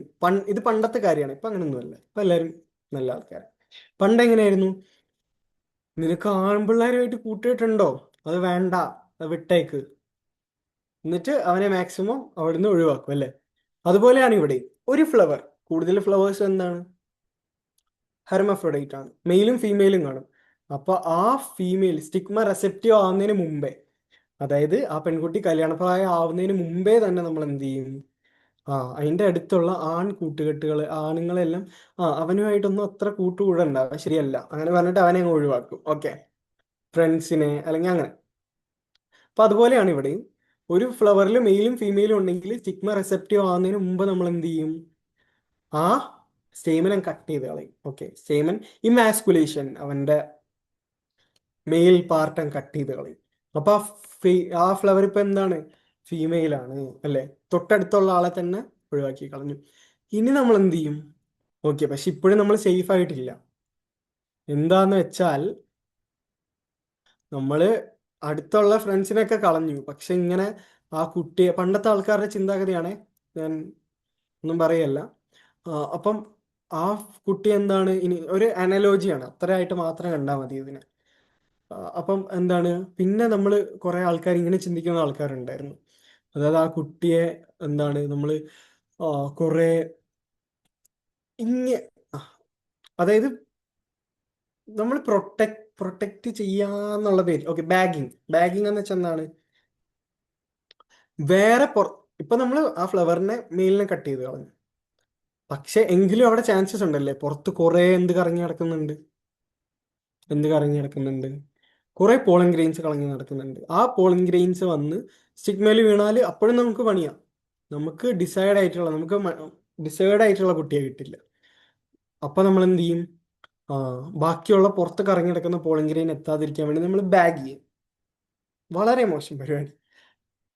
ബാഗ് ചെയ്യും. ഓക്കെ, ഇതിന്റെ കേസിൽ ഹൈബ്രിഡൈസേഷനിൽ ബെറ്റർ റിസൾട്ട് കിട്ടാൻ ഏറ്റവും നല്ലതാണ് ബാഗ് ചെയ്യുക.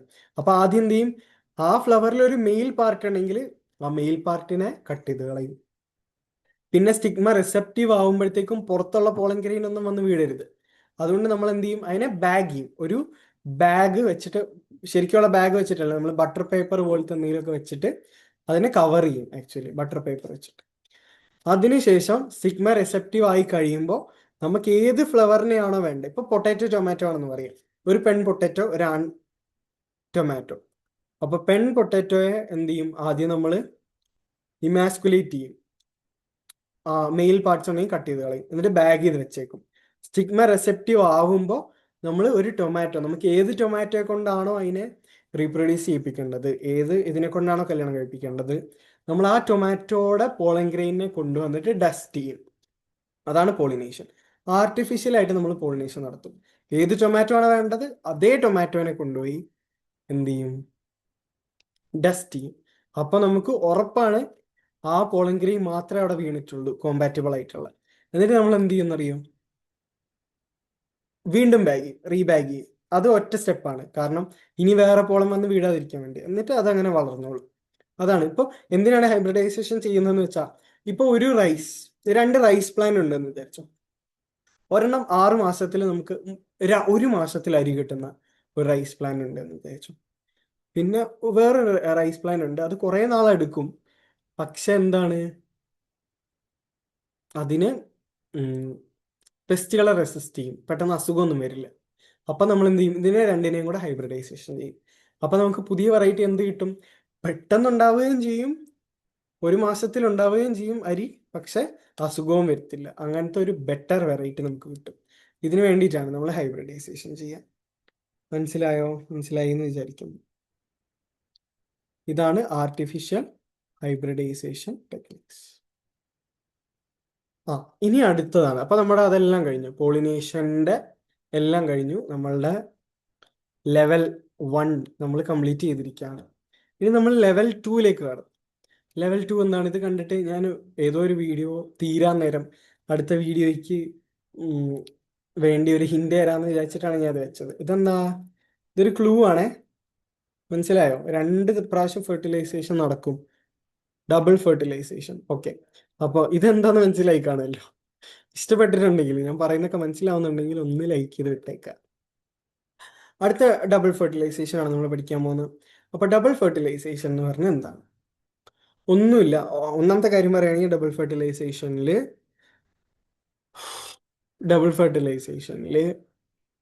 എന്താ സംഭവിക്കുക? 2 ഫെർട്ടിലൈസേഷൻ നടക്കും. ഇത് ആൻജിയോസ്പേംസ് ഫ്ലവറിംഗ് പ്ലാന്റ്സിൽ മാത്രമേ എന്ത് നടക്കൂ? ഡബിൾ ഫെർട്ടിലൈസേഷൻ നടക്കൂ. വേറെ ഒരു പ്ലാന്റ്സിൽ നടക്കില്ല. അപ്പോൾ ഇതെന്താ സംഭവം എന്ന് വെച്ചാൽ ഇവിടെ 2 കാര്യങ്ങളാണ് നടക്കുക. ഓക്കെ, 2 ഫെർട്ടിലൈസേഷൻ, പേര് പോലെ തന്നെ 2 ഫെർട്ടിലൈസേഷൻ നടക്കും. ഒരു ഫെർട്ടിലൈസേഷന്റെ പേരാണ് സിംഗാമി, രണ്ടാമത്തെ ഫെർട്ടിലൈസേഷന്റെ പേരാണ് ട്രിപ്പിൾ ഫ്യൂഷൻ. ഓക്കെ, ഇനി ഞാൻ വരച്ച് കാണിച്ചു തരാം. അതായത് ഇതാണ് നമ്മുടെ മൈക്രോപൈലാർ എൻഡ് അല്ലേ. എവിടെയാണോ എഗ് ഇരിക്കുന്നത് അതാണ് മൈക്രോപൈലാർ എൻഡ്. അപ്പം മൈക്രോപൈലാർ എൻഡ് വഴി പോളൻ ട്യൂബ് വന്നു ഇങ്ങോട്ട് കയറി. അപ്പം നമ്മൾ പറഞ്ഞു മെയിൽ ഗാമേറ്റിനെ ആരെ സഹായിച്ചത്? നമ്മുടെ സൈനർജിഡ് ആണ് സഹായിച്ചത്. സൈനർജിഡ് സഹായിച്ചു. എന്നിട്ട് എഗ്ഗിലേക്ക് മെയിൽ ഗാമേറ്റ്സ് അകത്തോട്ട് കയറി, ഒരെണ്ണത്തിന് എഗ്ഗിലേക്ക് വിട്ടു. അപ്പോൾ ആ ന്യൂക്ലിയസും ആ മെയിൽ ന്യൂക്ലിയസ് പിന്നെ എഗ്ഗിന്റെ ന്യൂക്ലിയസും കൂടെ ചേർന്നിട്ട് ഒരു സൈഗോട്ടായി. ഇവിടെ ഇപ്പോൾ ഉള്ള പിക്ചർ ഒരു സൈഗോട്ടിന്റെ ആണ്, ഞാൻ പറഞ്ഞു എന്നേ ഉള്ളൂ. അപ്പൊ എന്താണ്, പോളൻ ട്യൂബ് വന്നു, മൈക്രോപൈലാർ എൻഡി കൂടെ അവിടെ. ഇതെല്ലാം ഒരു കഥ പോലെ അല്ലേ, ഒരു കണ്ടിന്യൂസ് ഇതാണ് നടക്കുന്നത്. ഒരു പോളൻ ട്യൂബ് വന്നു, അത് അവിടെ കയറി സൈനർജിഡ് തോഴിമാര് അവര് പറഞ്ഞിട്ട് ഒരു മെയിൽ ഗാമേറ്റിനെ നമ്മൾ എഗ്ഗിലേക്ക് വിട്ടു. അവിടെ നടക്കുന്ന ഫ്യൂഷനാണ് ഒരു മെയിൽ ഗാമേറ്റും ഒരു ഫീമെയിൽ ഗാമേറ്റായ എഗ്ഗും ഫ്യൂസ് ചെയ്യുന്ന ആ ഒരു പ്രോസസ്സിനെയാണ് നമ്മൾ സിംഗാമി എന്ന് പറയുന്നത്. ആ സിംഗാമി നടക്കുമ്പോൾ അപ്പം സെക്ഷുവൽ റീപ്രൊഡക്ഷൻ ആണല്ലോ, അപ്പോൾ നമുക്കൊരു സൈഗോട്ട് കിട്ടും. അപ്പൊ ഈ രണ്ടാമത്തെ ഫെർട്ടിലൈസേഷൻ എവിടെ നടക്കുന്നത്? പിന്നെ എന്തിനാണ് ഈ രണ്ടാമത്തെ ഫെർട്ടിലൈസേഷൻ നടക്കുന്നത്? ഇതാണല്ലോ നമ്മുടെ ക്വസ്റ്റ്യൻസ്. രണ്ടാമത്തെ ഫെർട്ടിലൈസേഷൻ എവിടെ നടക്കുന്നതെന്ന് വെച്ചാൽ നമ്മൾ നേരത്തെ പഠിച്ചിട്ടുണ്ടായിരുന്നു, മൈക്രോപൈലാർ എൻഡ്, ഇത് എഗ്, 2 സൈനർജിഡ്, ഇവിടെ 3 ആന്റിപോഡൽസ്, ഇവിടെ 2 പോളാർ ന്യൂക്ലിയർ അല്ലേ, അനാഥ പ്രേതങ്ങൾ. അപ്പൊ പോളൻ ട്യൂബ് എന്ത് ചെയ്യും? പോളൻ ട്യൂബ് പച്ച ഇവിടുന്ന് വന്നു, ഒരെണ്ണം എഗ്ഗുമായിട്ട് ഫ്യൂസ് ചെയ്തു, എന്നിട്ട് സൈഗോട്ടായിട്ട് മാറി. മറ്റേ മെയിൽ ഗാമേറ്റ് എന്ത് ചെയ്യുന്ന വെച്ചാൽ നേരെ ഇവിടെ പോകും, എന്നിട്ട് ഇവരുമായിട്ട് അങ്ങ് ഫ്യൂസ് ചെയ്ത് കളയും. ഓക്കെ, 3 ന്യൂക്ലിയസ്, ഇവിടെ 3 ന്യൂക്ലിയസ് ഉണ്ടാവും. ഓക്കെ, എന്നിട്ട് ആ ന്യൂക്ലിയസ് ഡെവലപ്പ് ചെയ്യുമ്പോൾ വളരെ ഇമ്പോർട്ടൻ്റ് ആണ്. ഇനി അങ്ങോട്ടുള്ള കുറച്ച് കാര്യങ്ങൾ വളരെയധികം ഇമ്പോർട്ടൻ്റ് ആണ്, ശ്രദ്ധിച്ചിരിക്കുക. ഇതിനെ വിളിക്കുന്ന പേരാണ് പെൻ പ്രൈമറി എൻഡോസ്പേം ന്യൂക്ലിയസ്. അതിൻ്റെ പ്ലോയിഡി എന്താണ്? അതായത് എത്ര നമ്പർ ഓഫ് ക്രോമസോംസ് ആണുള്ളത്? N ആണോ 2N ആണോ? 2N അല്ല, കാരണം ഇവിടെ എത്ര ന്യൂക്ലിയസ് ഉണ്ട്? N ആയിട്ടുള്ള 3 ന്യൂക്ലിയസ് ഉണ്ട്. അപ്പൊ ഇതിന്റെ പ്ലോയിഡി എന്ന് പറയുമ്പോൾ 3N ആണ്. Okay, 3N. നേരത്തെ ഇവിടെ 2 പേരുള്ളായിരുന്നു, 2 പോളാർ ന്യൂക്ലിയർ. ഇപ്പൊ എന്ത് പറ്റിയെന്ന് വെച്ചാൽ ഒരു മെയിൽ ഗമേറ്റ് ഇവിടെ കയറി എഗ്ഗുമായിട്ട് ഫ്യൂസ് ചെയ്ത് സൈഗോട്ട് ഉണ്ടായി. നോർമൽ ഫെർട്ടിലൈസേഷൻ, എല്ലാ സെക്ഷൽ റീപ്രൊഡക്ഷനിലും നടക്കുന്ന ഫെർട്ടിലൈസേഷൻ. ഇവിടെ ഡബിൾ ഫെർട്ടിലൈസേഷൻ ആവുന്ന എന്താന്ന് വെച്ചാൽ എക്സ്ട്രാ ഒരു മെയിൽ ഗമേറ്റും കൂടെ ഉണ്ടായിരുന്നു. അത് നേരെ എവിടെ പോവും? സെൻട്രൽ സെല്ലിന്റെ നടുക്കുള്ള ആ ഒരു 2 അനാഥ പ്രേതങ്ങളുണ്ടല്ലോ, പോളാർ ന്യൂക്ലിയർ, അവരുമായിട്ട് ചെന്നങ്ങ് ഫ്യൂസ് ചെയ്യും. അപ്പോൾ ഒരു വലിയ ന്യൂക്ലിയസ് ഉണ്ടാവും. അതാണ് പ്രൈമറി എൻഡോസ്പേം ന്യൂക്ലിയസ്. എന്തുകൊണ്ടാണ് അതിന് ആ പേര് വരുന്നതെന്ന് ഞാൻ ഇപ്പോൾ പറഞ്ഞുതരാം. പെണ്ണെന്ന് വിളിക്കാം, പെണ്ണെന്ന് വിളിക്കാം. ഓക്കെ, ഓമന പേരിട്ട് പെണ്ണെന്ന് വിളിക്കാം, സിമ്പിളായിട്ട്. പെണ്ണാണിത്. അതുകൊണ്ടാണ് നമ്മൾ അതിനെ ഡബിൾ ഫെർട്ടിലൈസേഷൻ എന്ന് വിളിക്കുന്നത്. രണ്ട് ഫെർട്ടിലൈസേഷൻ നടക്കുന്നു. ഇനി ആദ്യത്തെ ഫെർട്ടിലൈസേഷനെ നമ്മൾ സിൻഗാമി എന്ന് പറഞ്ഞു, ആ പേര് ഓർത്തിരുന്നതാണ്. രണ്ടാമത്തേനെ നമ്മൾ ട്രിപ്പിൾ ഫ്യൂഷൻ എന്ന് വിളിക്കും. കാരണം എന്താ ട്രിപ്പിൾ ഫ്യൂഷൻ എന്ന് വിളിക്കാൻ എന്താ കാരണം? ഇവിടെ ഓൾറെഡി 2 പോളാർ ന്യൂക്ലിയ ഉണ്ടായിരുന്നു, ഒരെണ്ണം കൂടെ വന്നു, അപ്പൊ 3 തമ്മിൽ ഫ്യൂസായി. അതുകൊണ്ടാണ് ട്രിപ്പിൾ ഫ്യൂഷൻ എന്ന് വിളിക്കുന്നത്. ഇപ്പൊ ട്രിപ്പിൾ ഫ്യൂഷൻ കഴിഞ്ഞുണ്ടാവുന്നതാണ് നമ്മളുടെ ആ ന്യൂക്ലിയസ് ആണ് പ്രൈമറി എൻഡോസ്പേം ന്യൂക്ലിയസ് എന്ന് പറയും. അപ്പം നേരത്തെ 2 അനാഥപ്രേതമായിട്ട് പോളാർ ന്യൂക്ലിയ ഇവിടെ കടന്നപ്പോൾ ആ വലിയ സെല്ലിനെ നമ്മൾ സെൻട്രൽ സെൽ എന്ന് വിളിച്ചു. പക്ഷെ ഇപ്പോൾ അവിടെ അനാഥപ്രേതം അല്ലല്ലോ, ഒന്നും കൂടെ ഒരു മെയിൽ ഗമേറ്റും കൂടെ വന്നു, അവർ ഫ്യൂസ് ചെയ്തു, പ്രൈമറി എൻഡോസ്പേം ന്യൂക്ലിയസ് ആയിട്ടുള്ള പെണ്ണുണ്ടായി. അപ്പൊ പ്രൈമറി എൻഡോസ്പേം ന്യൂക്ലിയസ് ആണ് ഈ ചെറുതെങ്കിൽ ആ ന്യൂക്ലിയസ് ഇരിക്കുന്ന സെല്ലിനെ നമ്മൾ എന്ത് വിളിക്കും? Primary endosperm cell. Just nucleus എന്നുള്ള വാക്ക് മാറ്റിയിട്ട് സെല്ലാക്കി, അത്രേ ഉള്ളൂ. ആ ന്യൂക്ലിയസ് ഇരിക്കുന്നത് ആ വലിയ സെല്ലിലല്ലേ. അതുകൊണ്ടാണ് നമ്മൾ അതിനെ പെണ്ണെന്നുള്ള പ്രൈമറി എൻഡോസ്പേം ന്യൂക്ലിയസിനെ പ്രൈമറി എൻഡോസ്പേം സെൽ എന്ന് വിളിക്കും. ഓക്കെ, അപ്പൊ ഇവിടുത്തെ സൈഗോട്ടിനെ കുറിച്ച് പറയുകയാണെങ്കിൽ അത് 2n ആണ്, ഡിപ്ലോയിഡ് ആണ്. കാരണം ഒരു ഹാപ്ലോയിഡ് ആയിട്ടുള്ള ആയിട്ടുള്ള എന്താണ് മെയിൽ ഗമേറ്റും ഒരു ആയിട്ടുള്ള ഫീമെയിൽ ഗമേറ്റും, അങ്ങനെ 2 ഹാപ്ലോയിഡ് ചേർന്ന് ഒരു ഡിപ്ലോയിഡ് ആയി. പക്ഷെ ഇവിടെ എന്താ 3n ആവാൻ കാരണം? ഓൾറെഡി 2 ആയിട്ടുള്ള പോളാർ ന്യൂക്ലിയ അവിടെ ഉണ്ടായിരുന്നു, അതിന്റെ കൂടെ ഒരു ആയിട്ടുള്ള മെയിൽ ഗമേറ്റും കൂടെ വന്നിട്ട് 3n ആയി. അതുകൊണ്ടാണ് അത് ട്രിപ്ലോയിഡ് എന്ന് വിളിക്കാൻ കാരണം. ഓക്കെ, അപ്പൊ ഇവിടുന്ന് പിന്നെ സൈനർജിഡ് ഡീജനറേറ്റ് ചെയ്ത് പോകും, അതൊക്കെ ഓക്കെ, അതൊന്നും വലിയ ഇമ്പോർട്ടൻ്റ് അല്ല. Zygote primary endosperm cell, primary endosperm nucleus, പിന്നെ ആന്റിപോളൽ സെൽസും ഡീജനറേറ്റ് ചെയ്ത് പോകും. പിന്നെ അപ്പൊ ഈ ഫിഗർ നല്ലപോലെ ഓർത്തിരിക്കുക. ഇപ്പൊ വേണമെങ്കിൽ ഒന്ന് പോസ് ചെയ്തിട്ട് അതൊന്ന് പഠിച്ചോ, ഇപ്പൊ തന്നെ പഠിച്ചോ. അപ്പൊ ഇതുകൊണ്ടാണ് ഡബിൾ ഫെർട്ടിലൈസേഷൻ എന്ന് പറയുന്നത്. ഡബിൾ ഫെർട്ടിലൈസേഷൻ ഇത്രയേ ഉള്ളൂ, വളരെ സിമ്പിളാണ്. ഇനി ഡബിൾ ഫെർട്ടിലൈസേഷൻ നടന്നു കഴിഞ്ഞാൽ പിന്നെ നടക്കുന്ന കാര്യങ്ങളാണ്. ഓക്കെ, അത് കഴിയുമ്പോൾ ഒരു സൈഗോട്ട് ഉണ്ടാവും, പിന്നെ ഒരു പ്രൈമറി എൻഡോസ്പേം സെൽ ഉണ്ടാവും. അതെങ്ങനെ ഉണ്ടാവുന്നത് നമ്മൾ പറഞ്ഞു. ഇപ്പൊ 2 സെല്ലാണ് ഇവിടെ ഉണ്ടാവുന്നത്, ബാക്കിയെല്ലാം പോവും. ഇവിടുത്തെ സൈനർജിഡ് എല്ലാം പോവും, പിന്നെ ഒരു പ്രൈമറി എൻഡോസ്പേം, പിന്നെ ഒരു സൈഗോട്ട് ഇവിടെ ഉണ്ട്, പിന്നെ ഇവിടുത്തെ ആന്റിപോഡൽസ് എല്ലാം പോവും, പിന്നെ ഏത് സെല്ലാണ് ഉള്ളത്? അപ്പൊ ഇനി ബാക്കി 2 സെല്ലേ ഉള്ളൂ. ഓക്കെ, 2 സെല്ലേ ഉള്ളൂ.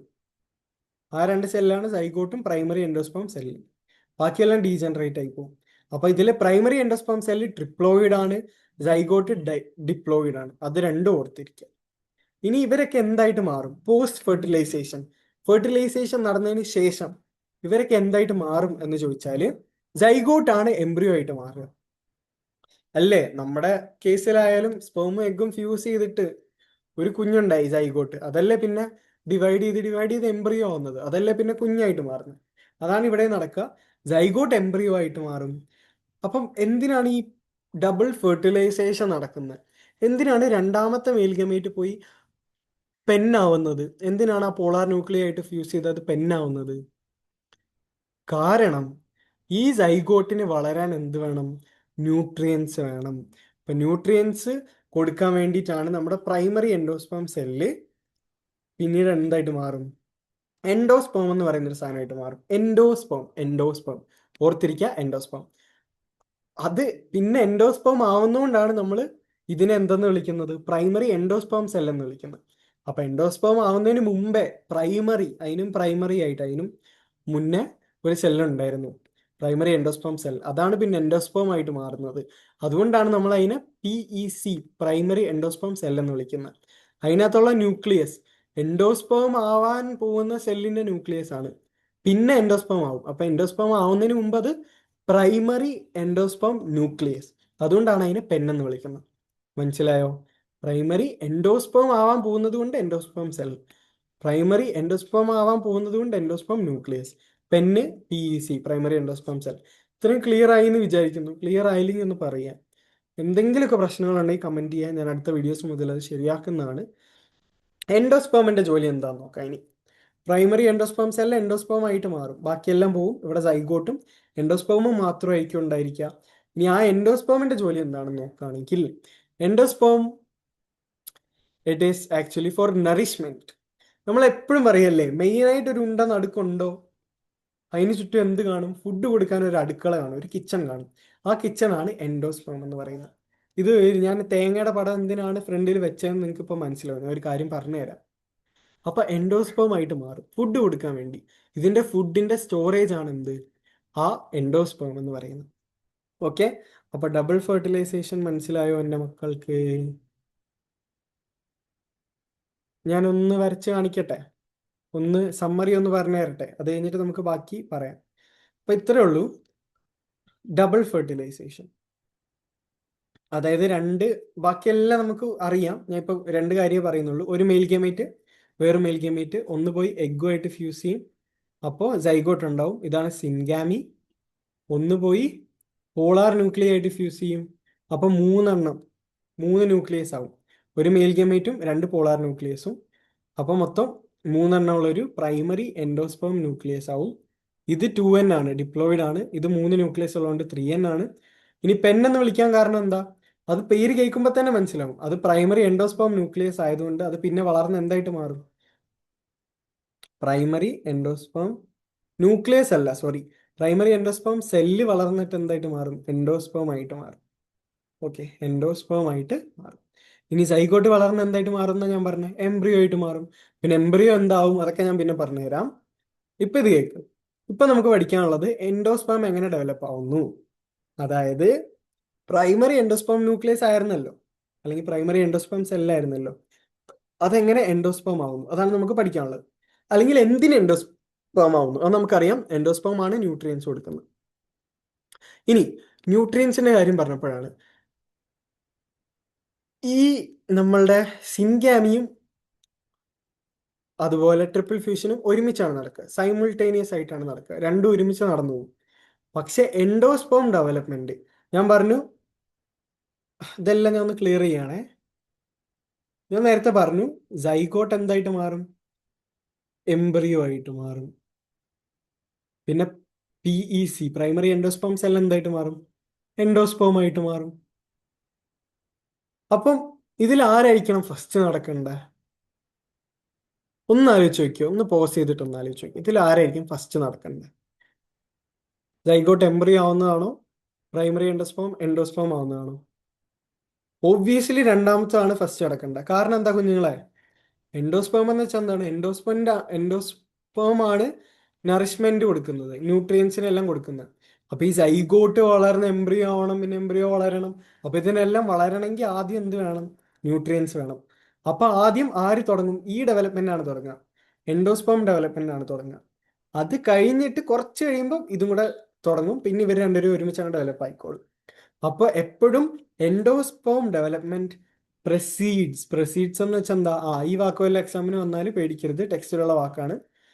പ്രസീഡ്സ് സൈഗോട്ട് അല്ലെങ്കിൽ എംബ്രിയോ ഡെവലപ്മെന്റ് എന്ന് പറയുകയാണെങ്കിൽ അതിന്റെ അർത്ഥമാണ് എന്ത്? എംബ്രിയോ എൻഡോസ്പേം ഡെവലപ്മെന്റ് ആണ് എംബ്രിയോയുടെ ഡെവലപ്മെന്റിനേക്കാളും മുന്നേ നടക്കുന്നത്. ഓക്കെ, ഇനി പിന്നെ പറയാനുള്ളത്, ഓക്കെ, അപ്പൊ അത് മനസ്സിലായി, ആരാണ് ആദ്യം നടക്കുന്നതെന്ന് മനസ്സിലായി. ഇനി എൻഡോസ്പേം ഡെവലപ്മെന്റിന്റെ രണ്ട് ടൈപ്സ് ഉണ്ട്. ഓക്കെ, ടൈപ്സ് എന്ന് ടെക്സ്റ്റിൽ പറയുന്നെങ്കിലും എനിക്ക് തന്നെ ടൈപ്സ് എന്ന് പറയാൻ തോന്നുന്നില്ല. കാരണം ഇത് ഒരെണ്ണം നടക്കും, അത് കഴിഞ്ഞിട്ട് അടുത്ത് നടക്കും, അങ്ങനെയാണ് ഏകദേശം. ഓക്കെ, ഇതാണ് ഒരെണ്ണം free nuclear endosperm development. Okay, free nuclear endosperm ഡെവലപ്മെന്റും പിന്നെന്താണ് cellular endosperm development. Okay, free nuclear എന്ന് വെച്ചാൽ നമ്മൾ നേരത്തെ പറഞ്ഞിട്ടുണ്ടായിരുന്നു. ഓക്കെ, ഒരു പ്രാവശ്യം ഞാൻ പറഞ്ഞതാണ്, ഫ്രീ ന്യൂക്ലിയർ ഡിവിഷൻ എന്ന് പറഞ്ഞാൽ എന്തായിരുന്നു? നമ്മളൊരു ഇത് കണ്ടപ്പോൾ എന്ത് കണ്ടപ്പോഴാണ് പറഞ്ഞത്? എംബ്രിയോസാക്കിന്റെ സെൽ ഫോർമേഷൻ. അതായത് എംബ്രിയോസാക്കിൽ പടം കാണിച്ചു തരണോ? പടം കാണിച്ചു തരണോ? പടം കാണിച്ചു തന്നാൽ പെട്ടെന്ന് മനസ്സിലാവുമായിരിക്കും. കുറേ മുന്നോട്ട് പോകണം, അതാ പ്രശ്നം. ഓക്കെ, പടം കാണിച്ച് തരാൻ പടം ഇല്ല എൻ്റെ കയ്യിൽ. അതായത് നമ്മൾ ഇങ്ങനെ പഠിച്ചിട്ടുണ്ടായിരുന്നു. എന്താ? ആദ്യം ഒരു സെല്ലുണ്ട്, അതിനൊരു ന്യൂക്ലിയസ് ഉണ്ടായിരുന്നു, പിന്നെ രണ്ടെണ്ണമായി, പിന്നെ നാലെണ്ണമായി, പിന്നെ അത് എട്ടെണ്ണമായി, പിന്നെയാണ് അത് മൂന്നെണ്ണം ഒരു സൈഡിൽ, മൂന്നെണ്ണം ഒരു സൈഡിൽ, രണ്ടെണ്ണം നടുക്ക് പോയി എംബ്രിയോസാക്ക് ആയത്. അങ്ങനെ നമ്മൾ പഠിച്ചു. അപ്പൊ ഞാൻ പറഞ്ഞു, ഇവിടെ കണ്ടോ സെൽ ഡിവിഷൻ? എപ്പോഴും ന്യൂക്ലിയർ ഡിവിഷൻ നടന്നാൽ അപ്പം തന്നെ ഒരു സെൽ ഡിവിഷൻ നടക്കും. പക്ഷെ ഇവിടെ സെൽ ഡിവിഷൻ നടക്കുന്നില്ല. സെൽ ഡിവിഷൻ ഒക്കെ പിന്നെയാണ് നടക്കുക. അപ്പൊ ഇങ്ങനെ cell division immediately cell division follow ചെയ്യാത്ത ന്യൂക്ലിയർ ഡിവിഷൻസ് ആണ് ഫ്രീ ന്യൂക്ലിയർ ഡിവിഷൻസ്. ഓക്കെ, അത് ഓർത്തിരിക്കാം. അപ്പൊ അതാണ് ഞാനിവിടെ പറഞ്ഞത്. പ്രീ ന്യൂക്ലിയർ എൻഡോസ്പേം ഡെവലപ്മെന്റ് ഉണ്ട്, അത് കഴിഞ്ഞിട്ട് സെല്ലുലാർ ഡെവലപ്മെന്റ് ഉണ്ട്.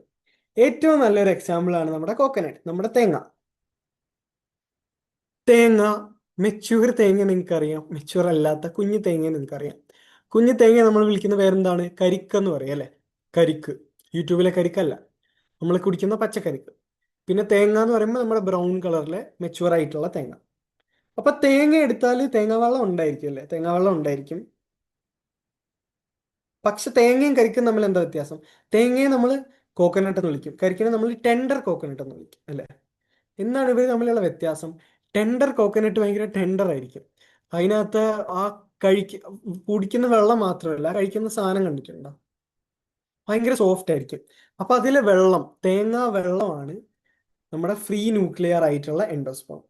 അതായത് ഒരു ന്യൂക്ലിയസിൽ നിന്ന്, എൻഡോസ്പേമിന്റെ പ്രൈമറി എൻഡോസ്പേം ന്യൂക്ലിയസ് അല്ലേ, അതിങ്ങനെ ഡിവൈഡ് ചെയ്ത് സെൽ ഡിവിഷൻ നടക്കുന്നില്ല.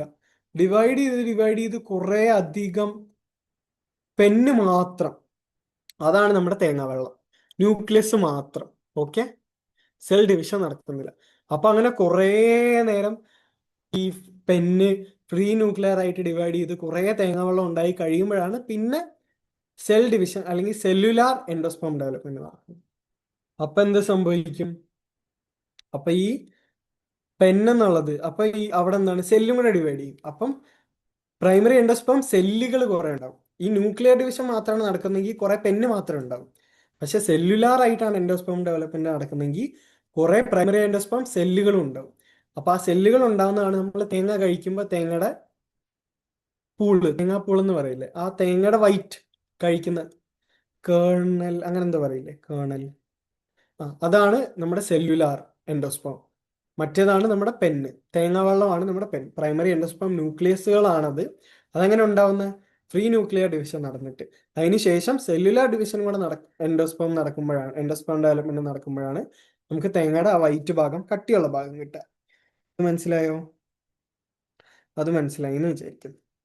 ഇനി അപ്പൊ എൻഡോസ്പേം ഡെവലപ്മെന്റിന്റെ അതും കഴിഞ്ഞു, ടൈപ്സും കഴിഞ്ഞു. ഒന്ന് ഫ്രീ ന്യൂക്ലിയർ, സെല്ലുലാർ. മനസ്സിലായി എന്ന് വിചാരിക്കുന്നു. ഞാൻ ഒരുപാട് കോംപ്ലിക്കേറ്റഡ് ആക്കുന്നുണ്ടോ? ഞാൻ ടെക്സ്റ്റിലൊന്നും മിസ് ചെയ്യുന്നില്ല എന്ന് പറയുന്നത് കൊണ്ടാണ് ഇങ്ങനെ എല്ലാം പറഞ്ഞു പോകുന്നത്.